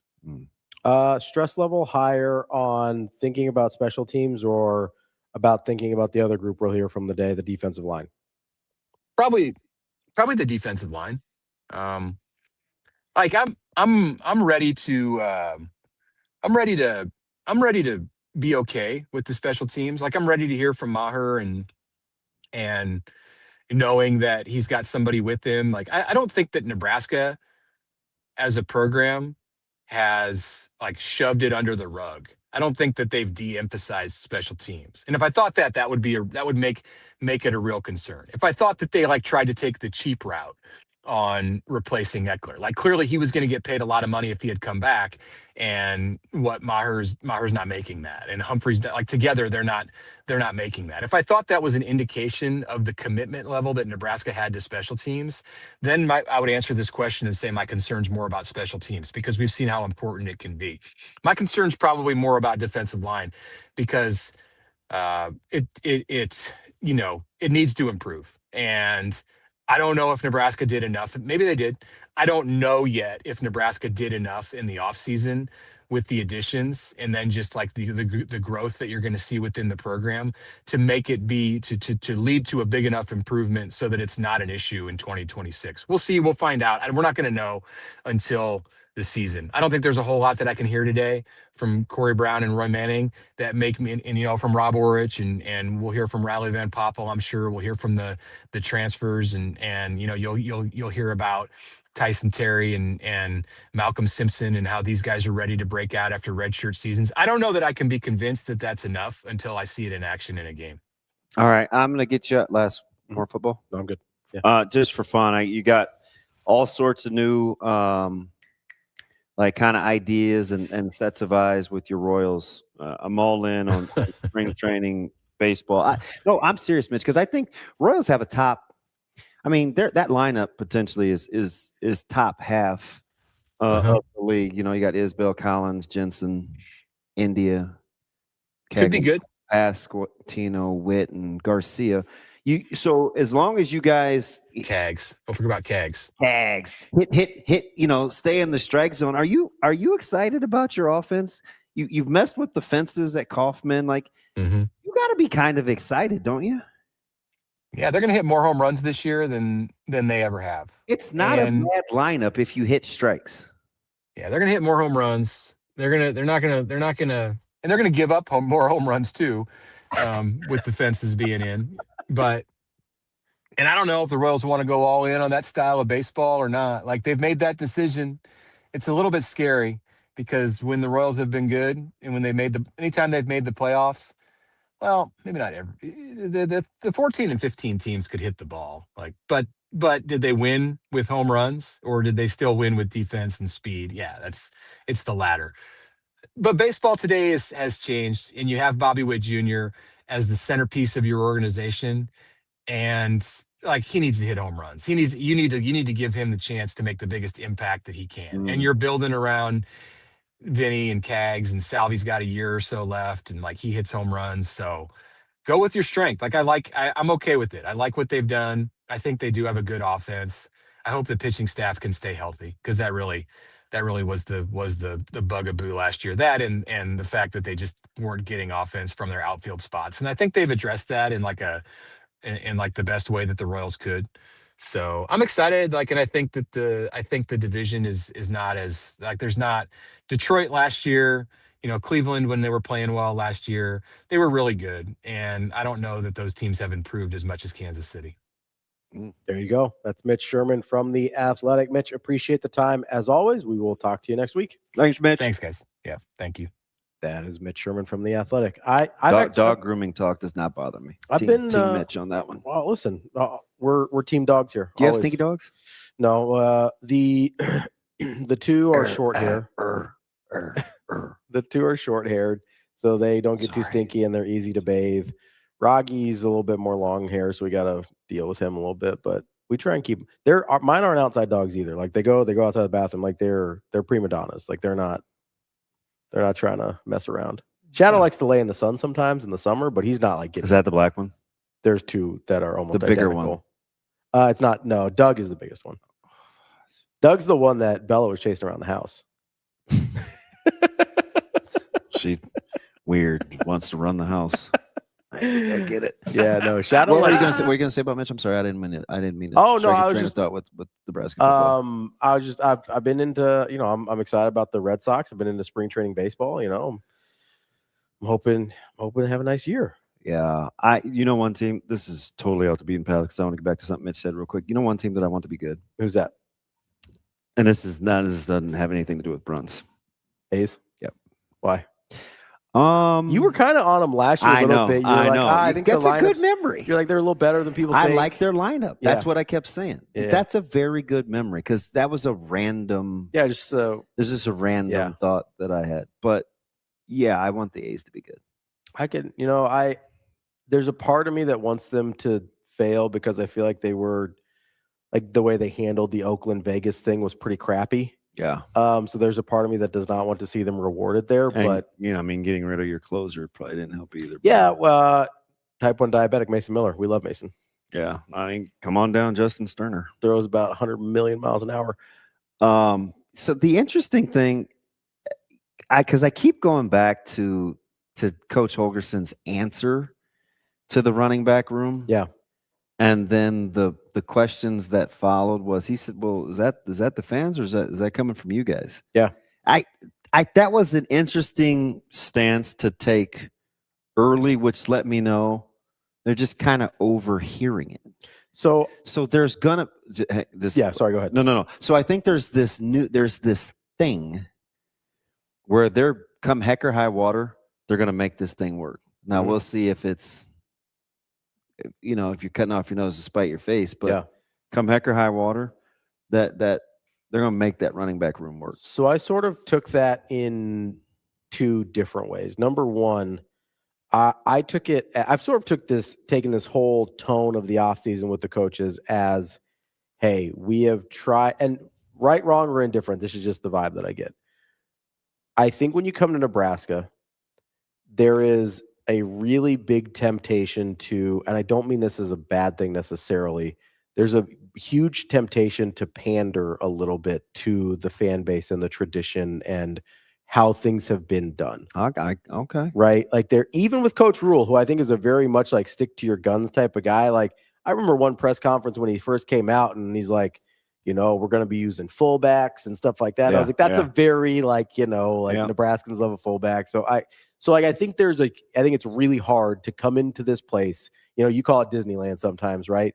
That's about the amenities more than anything. But I also think it's sort of like walking into, Yankee Stadium, where it's like, there's a little bit of like, oh, there's something there when you walk into this program that it's hard not to try and want to accommodate some of the things that people like about here, right?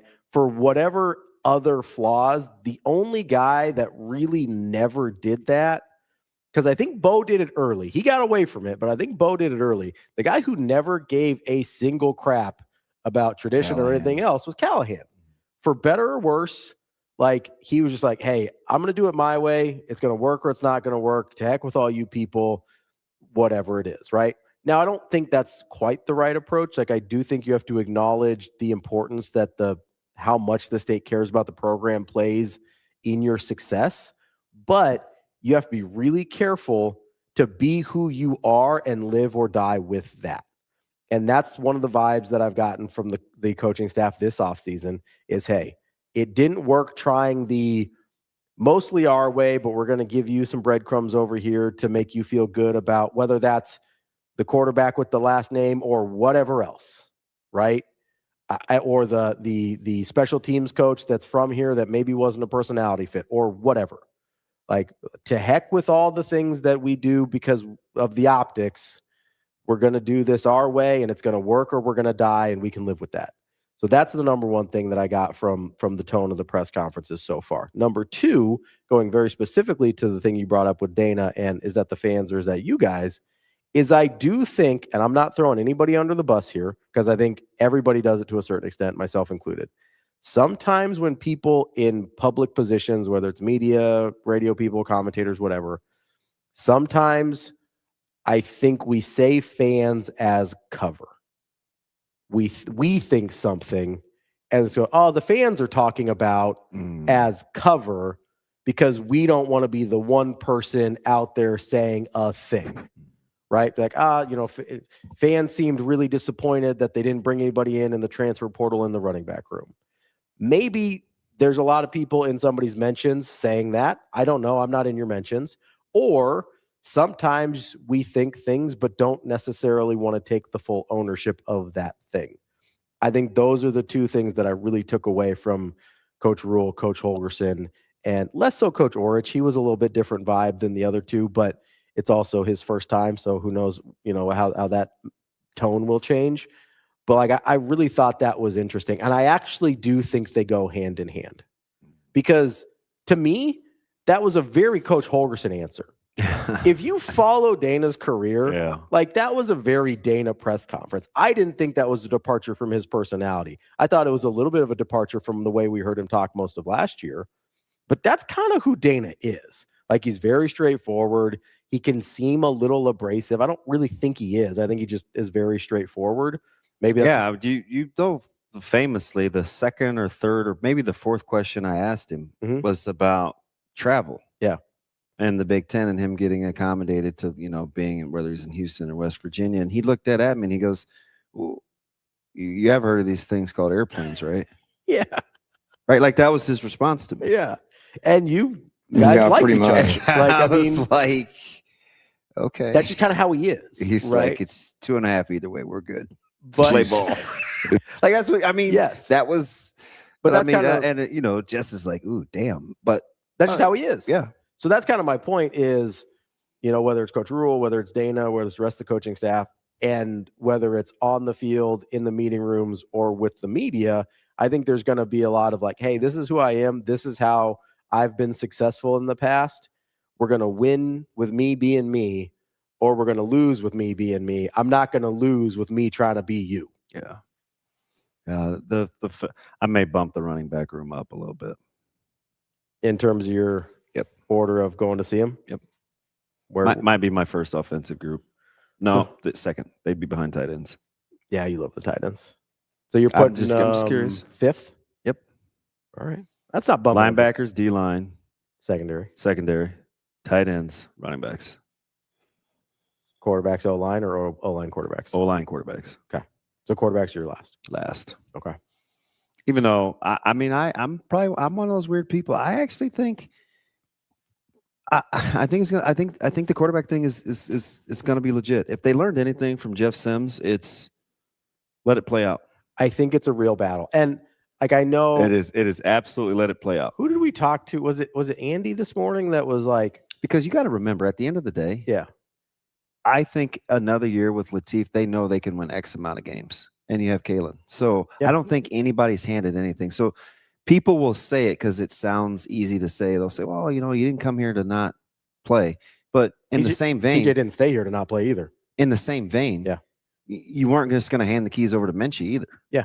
So I think that's part of I think that's part of the reason Nebraska's quarterback options were what they were. Yeah. They weren't going to go out and pay a Brennan Sorsby and be like, you're our anointed starter. They had just done that with Raiola and they didn't like it. I know Andy said that it was never a competition when Raiola came here. It just wasn't. Yeah. And also the options that you had, no offense to Heinrich Harburg, but he ended up we're missing the second part of what Coach Rhule said about that competition is there were some leadership traits that he had to learn before they wanted to name him a starter. For sure. It wasn't necessary. We bottom lined it in saying this, but he was very specific about what he was trying to let him develop and earn. Sure. While there was the quote unquote battle. Yeah. I think this is a real quarterback battle. I would not be surprised either way if TJ Latif or Anthony Calandria start game one. Yeah. Like there is flip a coin. I don't even really know. Like it doesn't bug me either. Like I don't care either way. Yep. I really don't. Yep. I like Calandria. I've liked what I've and I like Latif too. So. And I think Latif with an extra year could be really good too. So I think Nebraska's in a good place with their quarterback room. I like the fact that they have options, and I do think it's a real battle. I'm not one of the it's going to be Calandria or bust deals. Yeah. We're just lately the last week and a half, you guys taking baby steps into introducing you to a fourth hour. I don't think we finished on time in 5 days, except for the debacle Monday. We're digital. There is no on time. Yeah. Everything's on time. Rico's like, you see that knife up there on the ledge? I got to cut you. Rico's fine. You got to worry about Shane. I think it's AJ. Shane's just going to walk out at 10. I think it's AJ. At 10:12, Shane's just out of here. I mean, that dude is back there with the head. I think it's AJ. He's not doing it anymore. Shane will be cool. If you need someplace to watch the Nebraska and Creighton games tonight, Hurrdat Sports Bar and Grill is the place to be. They've got all the games. They've got great food, and they've got great TV set up to watch both games. You got 6 and an 8 o'clock start. Just spend your evening. Back to back. Back to back over at Hurrdat Sports Bar and Grill. That's DB. I'm Ravi Lulla. We will be back tomorrow with more Hurrdat Sports Live.